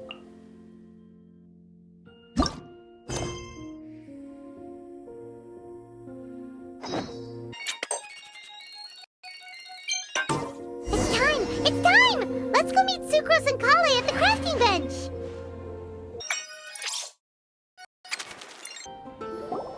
Hey, we're here! Traveler, Paimon, great timing. We got a lot of letters in the mailbox, and I just finished sorting them into 4 groups. Nice work! Well, the real work hasn't even started yet. Which batch of letters should we read through first?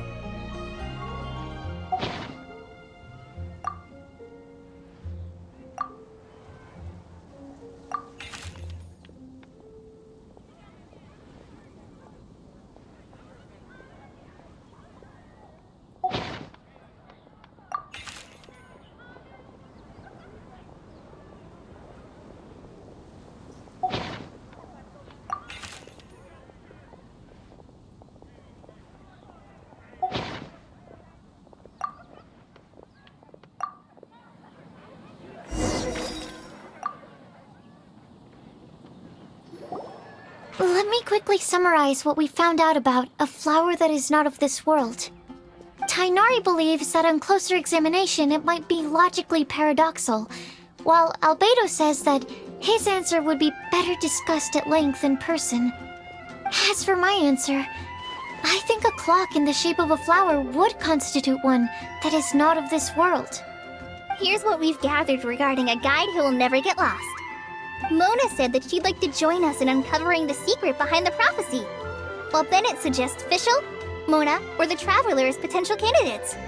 Mika didn't submit much, but he did draw a vegetation map for Master Tainari and wrote up a dragon spotting calendar for Sino. Amber also wrote in. She said that she sees herself as nobody's guide, but everybody's friend. As for one who would never lie, Rosaria removed herself from consideration, but both Razor and Sino are willing to support us in our search. Timaeus seems to have forgotten to write to us. And finally, this is what we've gathered on a legend that never ends. Klee said that her mom has a number of friends who like to write storybooks. Lisa believes that legends live forever in people's hearts. I think that for a legend to be never-ending, it has to be filled with hopes and dreams and actively passed from one person to the next. So, what are the answers to the 4 riddles then? You're really smart, Paimon. I bet you can figure it all out in no time. Or, let's all share our thoughts on what we think the answers might be.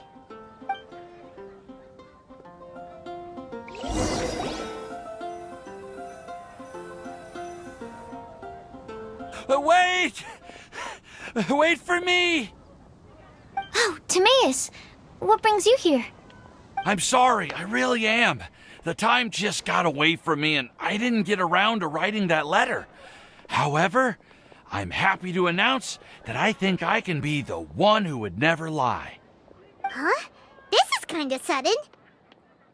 Not that we don't trust you, Timaeus, but, could you elaborate a little after you catch your breath? Of course, of course.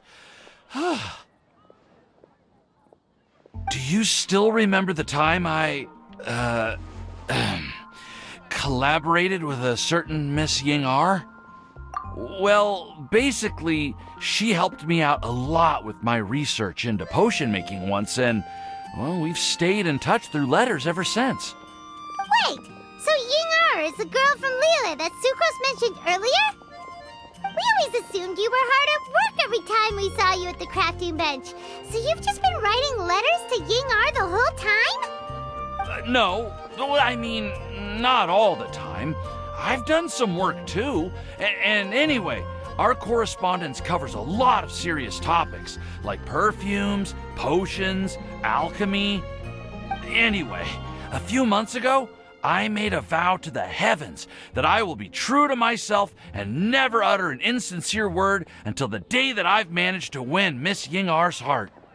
So, at Star Snatch Cliff, you were picking Cecilia's as a gift for Ying-ar? Well, that's right. The Cecilia flower is said to represent a once wayward heart transformed by the power of love. I couldn't think of a better flower to give than that. I know full well that Miss Ying-ar is far more knowledgeable than I in both the ways of the world and the ways of our craft, but I thought I should make the effort for once and put myself out there. Which brings me to the subject of the last few days and the Windblume Festival. I thought it was time for me to invite Miss Ying-ar to Mondstadt. But yesterday, Albedo told me that Sucrose has been working hard to help another girl achieve her dream. Huh? And when I went to take a look at our roster, I saw that she'd done my remaining work for me.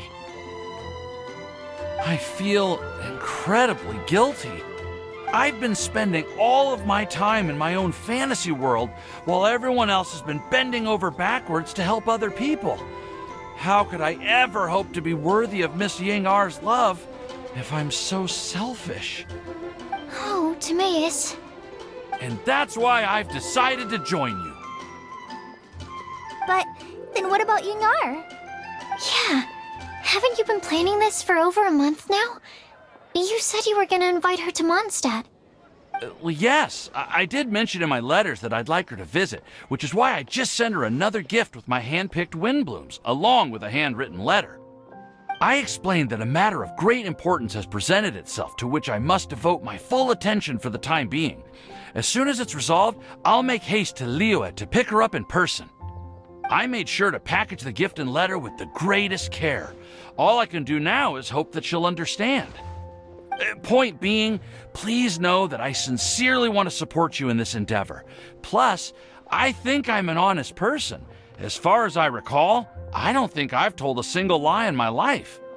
Well, you certainly convinced Paimon with that speech. Don't worry, Timaeus. We won't let your determination go to waste. Thank you, Timaeus. Ah, thank you, everyone. I promise to do everything I can to help.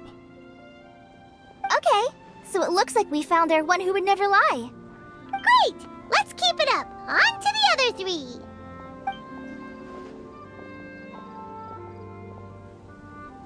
Okay, Paimon will do the honors. Ahem. We have with us here the flower, the guide, the legend, and Timaeus. Huh? Why did you only say Timaeus' name? You should say my name, too. All right. We also have Klee.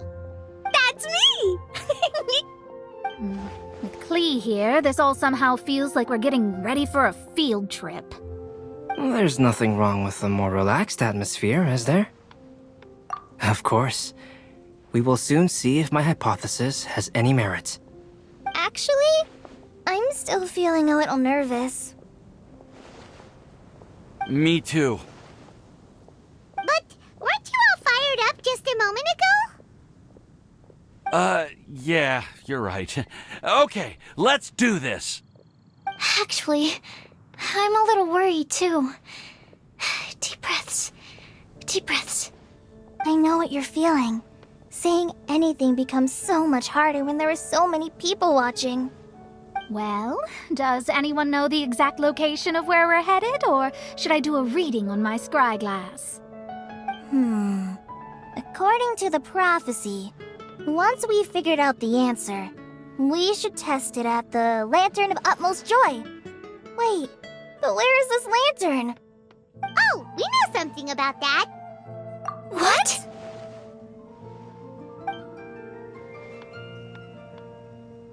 Wow, that's amazing. You really know how to do everything under the sun.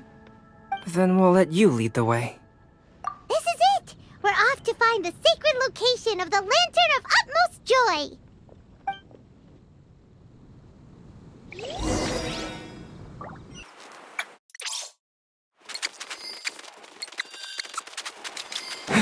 According to the map, it should be somewhere around here. Let me take a look. Oh, it should be right up ahead.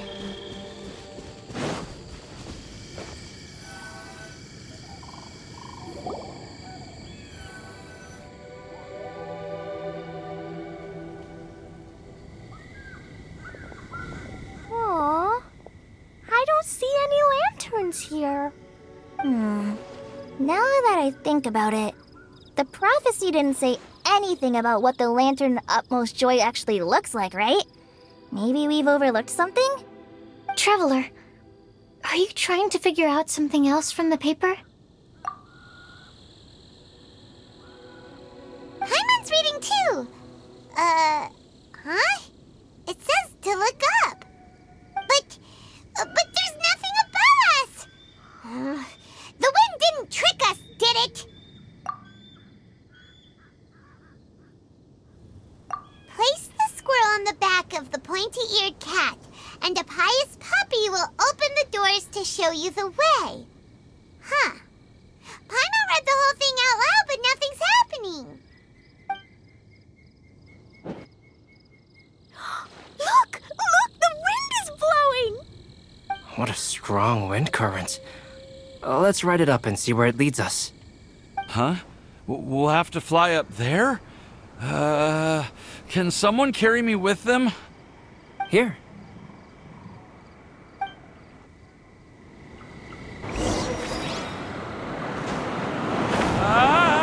This is the first time I've ever flown like this!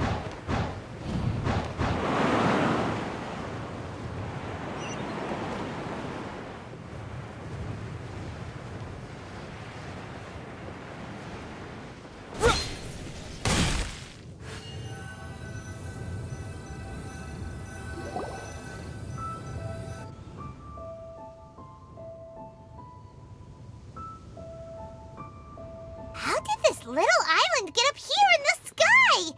Did somebody make it? Just to be safe, I've been jotting down our entire route here. This way, no one will get lost. Oh, good thinking, Kale. Huh. Who would have thought we'd find this kind of table here? Weird. It's almost as if someone was holding a tea party. I never would have guessed that such a place could exist. Right above Mondstadt, too. Wow, look at that pretty lantern on the table. There's even a chair for each side of the lantern, too. There seems to be something on the back of this chair. Let me have a closer look. Take your seat, present your answers, and you shall reach enlightenment. Well, as far as instructions go, I guess that's simple enough. So we just need to do as it says, right? Wait a second. Huh? What is it, Albedo? We'd better make sure this place is safe before taking our seats. Everyone, please stay clear for a moment.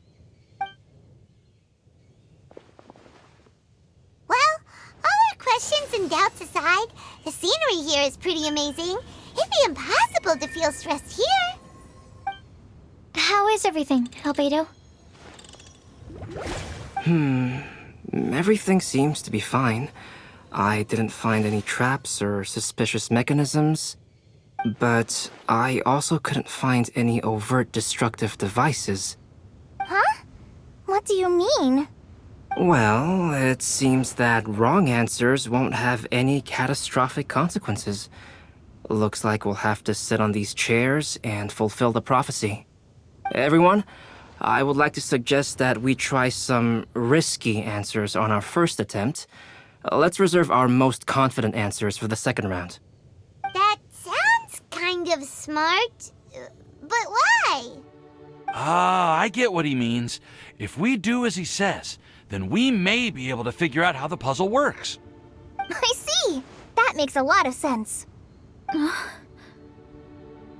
is there something wrong? You're not looking too good. Oh, are you hungry? I brought some snacks. Thank you for offering, Klee, but that's not quite it. While Albedo was checking just now, I gave my scryglass a spin hoping to find some information. But there's a strange aura to this place.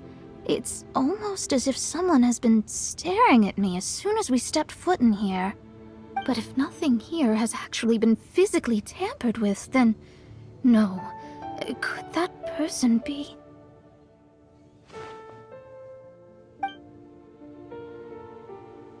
What do you mean, Mona? Who could it be? Never mind. It's not like I've got any proof. Don't leave us on the edge like this, Mona. I'll just do what Albedo said. Yes, let's test the hypothesis together, Klee. Come on, join us, Mona. Oh, all right. Okay, then I'll answer the first question. If someone were to ask me to find a flower that is not of this world... You can do it, Sucrose!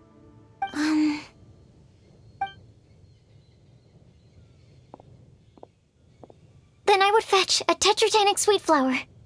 Alright, I'm up next. My part of the prophecy is to find a guide who will never get lost. Kale, I hope you found your answer. My answer is that I will be that guide. For a long time, I have been guided by others. It's taken me a while, but I finally made it to where I am today. Although I still haven't made a name for myself, and I'm still quite immature, I would still like to put my name forward. Because I would like to become a guide that can help others. I want to help others the same way Amber, Master Tainari, Sino, and everyone else helped me. Now it's my turn to pass on the gift that I've been given. All right, it's up to me to answer the third part. I'll submit myself as one who would never lie. Although I've never really had any other virtues or talents, I'm confident that I've always been an honest person. I'd like to thank everyone, too, for giving me this opportunity to validate myself. And last but not least, I will answer the final part of the prophecy. There's no tale more befitting the title of a legend that never ends than our fates as human beings. Wait! The lantern just lit up! Whoa! All 4 sides of the lantern are glowing! Huh? But... Kale, could I ask you to stand up for a second? Oh, alright.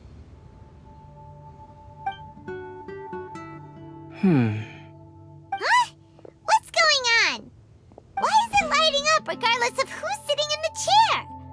Didn't it say we have to answer all the questions correctly? It's pretty clear now, isn't it? We've just proven that there is no right answer for this prophecy. No right answer? But how could that be? Although the instructions had come from an old and enigmatic prophecy, it is in fact nothing like the ancient mechanism that we had all imagined it to be. I believe the lantern only serves as a simple signal. And to think, I never expected you to actually find this place. What? There's someone else here? We meet again, traveler. Hey! You're that Outlander we met the other day at Good Hunter! It's all thanks to you that I was able to find this place. Good thing that you were too preoccupied with the prophecy to notice someone tailing you from the shadows. Oh, is that so? Then, why do I spy yet another person following in your shadow? Wait, really? There's no need for pleasantries. You should know I'm here for you. Is it just because I'm a visitor from abroad? I was there when you snuck your way into Marjorie's place. Huh. So you had your eyes on me even then, huh? That was 2 whole weeks ago, you know. It's hard not to notice you when I'm on duty every day. All right. In that case, I'll admit it. I was the person who slipped this prophecy into the storybook. Huh? But why? Then, does that mean this wasn't a real prophecy after all? Don't worry. Even though you probably have plenty of reservations about me, you can be sure that the prophecy is genuine. In fact, many of you here today may have heard the code name of the one who left the prophecy to me. She hailed from an ancient assembly of powerful women, each of whom used a single letter to signify themselves. Who would have guessed? It seems that power was indeed left behind by the old hag after all. Ah, so you're B's student. It's an honor to meet you. I am Scarlet, the successor of Jay. Well, what are you talking about? It's a long story, but I'm not quite sure that I'm the best person to tell it. Since you've all spent so much time and energy trying to decipher this prophecy, you must also be very interested in the secret behind this lantern, no? The lantern has already been lit. Now then, please allow me to disturb your happy peace. Huh. Why did this little thing just light up? How strange. Hello? On the other side of the lantern. Can you hear me over there? Mom? Oh, I hear many youthful voices. Madam, I am Scarlet, the successor of Jay. Oh, since we've last gathered, Jay's successor has already become so reckless and bold. Unbelievable. Wait. Why are you talking just like the old hag? Old hag? Who would dare say that? Is that Mona? Who are you? Who dares imitate my master? And what of imitation and mimicry? It has always been a fool's errand to mimic and learn from humanity. Aunt Alice, I'm here too. Mom, why are you trying to talk like other people? So I see everyone's here. Well then, my warmest greetings, everyone. Miss Alice, why would you... Well, it's been many years since this lantern last lit up. You can't blame me for thinking that one of the old friends from my youth may have decided to catch up again. Why she sounds so coy all of a sudden? And if I recall correctly, we left this lantern in the care of the Animo Archon Barbados. You must be commended for uncovering an artifact entrusted to the god of wind himself. Tell me, are you sitting around my beloved tea party table? It's a really long table. Oh, so you are. I suppose this means even the Animo Archon has granted you entry to this place. Was all of this Scarlet's doing? Wait. Paimon's completely lost now. So what was this assembly you were talking about earlier? Oh, Miss Alice, would it be all right to leave the explanation of that to you? Well, you should be rewarded for making it all the way up here and activating the lantern. Now then, let me tell you a long and ancient story. Ever heard of the Hexenzirkel? As the spooky name suggests, it's a secret society. Once upon a time, it even challenged the Animo Archon himself. But he replied, "Let us make music, not war, and resolve our conflicts through song." From then on, the mages would only ever convene in the woods, in the skies, or on the edges of cliffs. At these tea parties, they discussed their stories and secrets and resolved their differences, as the tea and cakes bore witness to their pledge never to fight amongst themselves. Yesterday I snuffed out the life of my beloved. He had grown old and was extremely sick. He loved me dearly, so I took his fate in my hands and ended his pain. I'm raising a son. Of all the children I had, he's the only one left. But I suppose that still makes me a mother. My lifespan is nothing compared to yours, so I wish to leave you with my storybook. Actually, maybe you can pass it on to your children one day. Oh, this looks interesting. Let me scry. My dear sisters, we mustn't let prophecies threaten our bonds of friendship. Even the most frightening witch was once a little girl, and growing up can be so tough. Sometimes we all need to vent our troubles to the wind. Even if the nations go to war, or the sky falls down, the mages' tea parties shall forever be held around this table.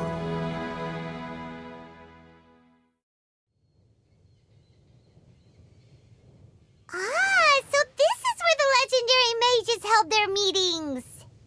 That's right. We often met here to chat and have tea. Then what about the part saying that if we light the lantern of utmost joy, we'd receive a supreme blessing?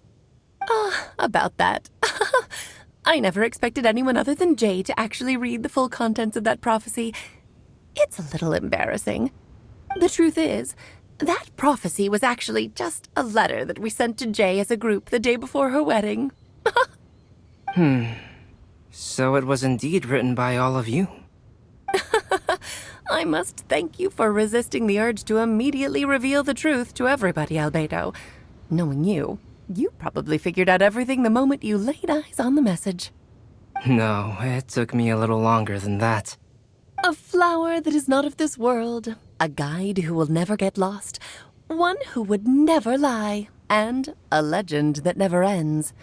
These 4 descriptions signify 4 individual mages. When a member of the organization had to leave the group to spend the rest of her days with her beloved, the other mages would write down this prophecy and send it to her to invite her for a final get-together. A flower that is not of this world signifies, of course, flowers that do not naturally exist in this world.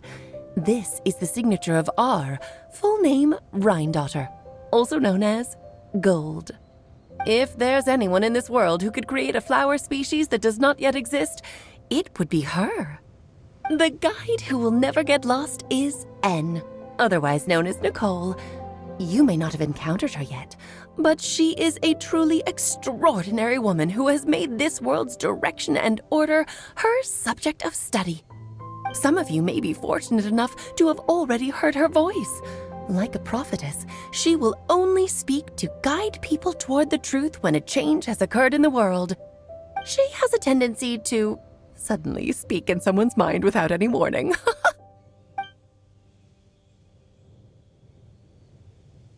If one day you would be unfortunate enough to run into a truly dangerous situation, she may use her voice to guide the way forward for you. Who would have guessed that there are so many mysterious women in this world and that they would all know each other? The one who would never lie is me. I hope no one would take offense.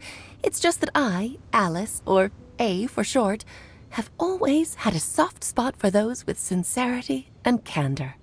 As for A Legend That Never Ends, you may not know M in person, but you've likely encountered one of her works. Have any of you ever read The Boar Princess? Huh? I'm pretty sure every child in Mondstadt has read that book. It's also one of my favorite stories. M was an exceptional human writer who used her prose to teach me the meaning of grief. Don't you think such a person would deserve a seat at the mage's table? Paimon's getting more and more lost. It may sound hard to believe, but I can attest to everything that Alice has said. Jay was also a mortal who aged and passed on, leaving her title to her students and followers. Alice, you've never acknowledged any of Jay's successors. It's now been centuries since the first of us took on her mantle. I've always wanted to meet you. Do you also want to become a mage? Title aside, I think I'm more interested in the meaning and purpose of the Hexen Circle. I used to think that the Hexen Circle was a group of women who could control the very fate of this world. But now, I've seen for myself that besides Jay, many other ordinary people were also among you. Do you think less of us now? No, not at all. My interest has been piqued, and I'm now even more drawn towards the idea of becoming a mage. You're right. I've never acknowledged any of Jay's successors, but you are different. You are much more fascinating than any of your predecessors. Oh, has someone finally piqued Aunt Alice's interest? Now is not a good time, Scarlet, but as soon as I am able, I will seek you out for a meeting. I want you to tell me all about Jay's married life back in her hometown. So the mage who received the prophecy letter from all of you was Jay? She left the Hexen Circle after getting married? Precisely. There was only one way the letter could have been interpreted. She would have known what we meant as soon as she saw the message. We were just asking one thing of her. Please come to see us again. Before you go and settle forever with your happiness, please come share some of it with your best friends and sisters. So, the Supreme Blessing actually meant... All journeys are fleeting and will eventually come to an end. What will give us the most fulfillment and happiness in the end are those who will greet us at our journey's destination. Dear child, I believe you can also understand what I am talking about. We women will always have many troubles and encounter pains and frustrations that will keep us up at night. But no matter how hard things may become, we will cross mountains and oceans to see our best friends again, regardless of how many years have passed or how far the distance may be. As long as we can be with our beloved friends, our hearts will be filled with joy. To us mages, that's what being supremely blessed is all about. Oh. I still don't get it, but I do know that all the mages are Mom's best friends. If you ask how I see it, the Hexen Circle is just a group of ladies that I spent my youth with. Anyway, I'll introduce some of the other members to you all later. I still have a few things to attend to, so this will have to do for today. Bye, Mom. Todoko says bye, too. Goodbye, darling, and farewell to all of our other friends as well. I'm sure we'll see each other again. Oh, now that I think of it, Isn't it getting close to that time of year? Yes, it's Windblume again, Alice. It's also a special anniversary date. I'm sure you still remember. Yes, I do remember now. It was on this day many, many years ago that Jay tied the knot. Ah, just in time for the Festival of Love and Freedom. Everyone, please enjoy this year's Windblume Festival to the fullest.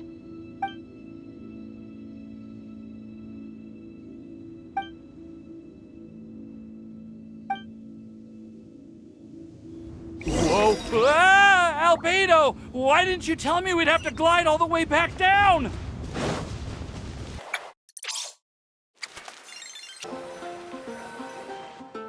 Oh. Are you okay, Timaeus? Maybe you'd feel better if you just, let it out. I'm fine. I'm just a little glider sick, that's all. You may want to look into getting your own gliding license when you have the time. It might prove helpful to you. Okay. Sure thing. It sounds like you've still got something on your mind. Why don't you tell us? We're all happy to listen. It's nothing, really. It's just... Well, Alice's story was really interesting and romantic. I won't argue about that. But still, the whole thing wasn't quite what I was hoping for. Of course, I didn't actually expect the supreme blessing to be real, but... Don't say that. None of this was your fault, Timaeus. Honestly, it's more on me for having agreed to be the Windblume Festival Special Ambassador. Had I not asked for everyone's help... If anything, it should be my fault for finding that prophecy. Oh, no. I didn't mean to blame the two of you either. I just feel like this whole adventure didn't really end on a high note, and we also didn't really get anything out of it. But I'd say we still learned something new. Well, that aside, Timaeus, you still need to go to Liyue to apologize to Yingar, right? Do you want Kale and I to accompany you? Oh, Miss Yingar. Well, I mean, I just really don't want her to get mad at me. Now that I've come back to my senses, I really don't know what I should do. Hey, you three? You may want to look over there. Huh? Miss Yingar? Oh, so that's Miss Yingar? I've never met her before. Yep, that's her. And she actually came all the way to Mondstadt. I am so sorry, Miss Yingar, but how did you... I mean... Are you so happy just to see me? Of course I am. I'm so happy that, I don't, Sorry, I don't know what to say. I was ready to give you a harsh scolding, but now that I've seen you like this, I suppose I could let you off the hook this time. You said you couldn't come to pick me up because of a very important matter, right? Well then, of course I had to come and find you instead. Should we go see how they're doing? Well, I wouldn't. You'll get hit by a forest boar if you interrupt a couple's romantic conversation. Oh, really? We'll just leave them alone then.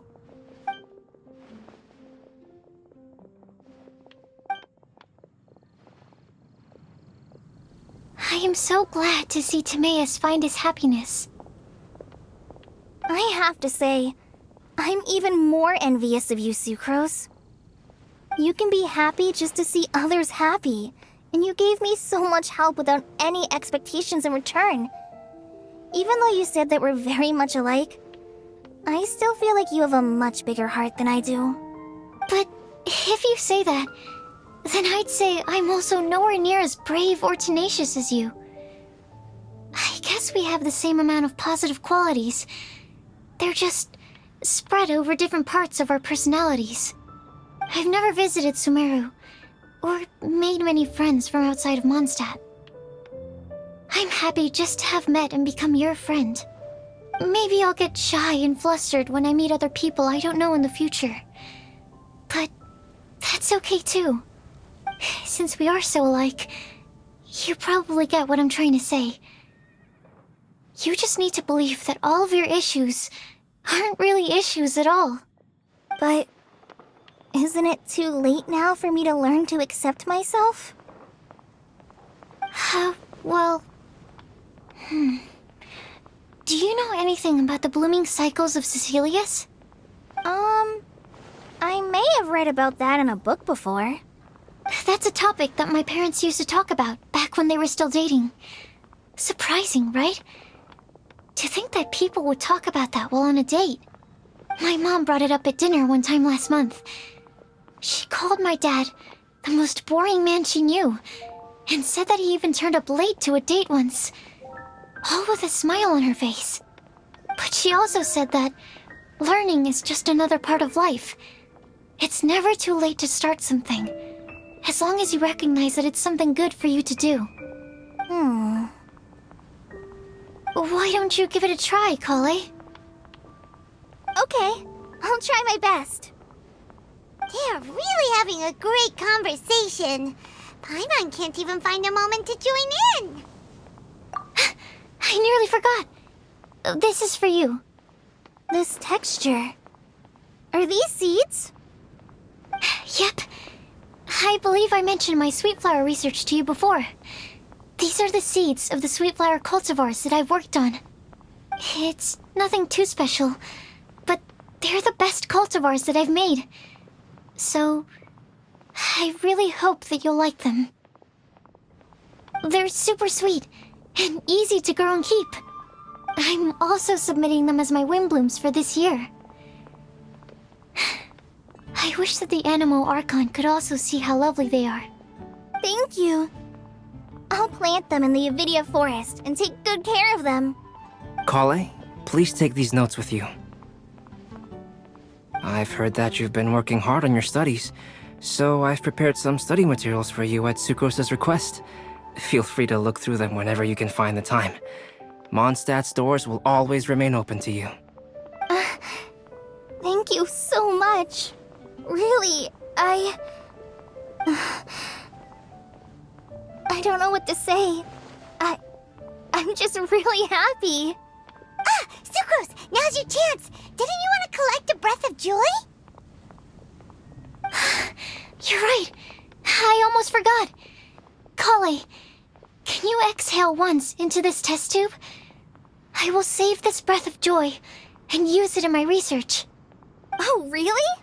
May I? Of course.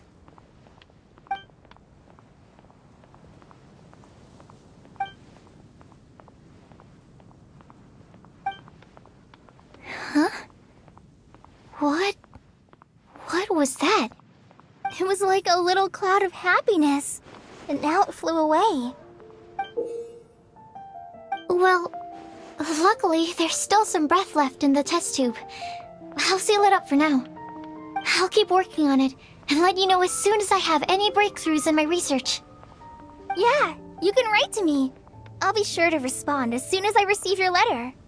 Oh, it looks like you found a new pen pal. Master Tainari! Sino! If your friendship was forged in a test tube, does that make you test friends forever? That's it. I think you've ruined Sumeru's reputation in Mondstadt beyond all hope of repair. All that matters is that I've enjoyed Mondstadt immensely. The dragon here possesses a majestic form. Oh, that reminds me. Traveler, this card back is for you. Sino wanted you to have one for yourself. If I had to guess, I'd say he probably wants you to use it if you challenge him to a duel. I'm a master of the game. Do you dare challenge me? Can you believe this guy? Huh. Let's knock him off his high horse. Wait! I've got something to give you, too. Huh? Kale has a gift for us? Yeah, I figured I should follow local Mondstadt customs and prepared a few small things themed after the Windblume festival. I made these bookmarks from Sumeru roses at the hotel. I want to give them to Amber, Master Tainari, and Sino. During Windblume, Mondstadters offer flowers to the people most important to them. You three are family to me. But Tainari said that we're not anything like an academic family. He wouldn't write joint papers with us. Well, in this case, we can consider ourselves as regular siblings. And that should be just fine. I agree. Oh, and here are some Padisara seeds as well. These are for the Traveler, Paimon, and everyone else from Mondstadt. Whoa, are these really for us? So, are these your chosen Windblooms? Mm-hmm, one of them. Both Padisauras and Sumeru roses are my Windblooms. Although they're not native to Mondstadt, they are the flowers that can best express my feelings. I want to give them to the people I feel thankful for. To those who I wish to accompany as we greet more seasons and future Windblooms together. The real blessing in life is when you are surrounded by people who you'd miss day and night, and who you'd want to see even if that meant crossing mountains and oceans to do so. I'm so happy to hear you say that. Sucrose, do you see that cloud over there? Huh? Doesn't it look just like your test tube?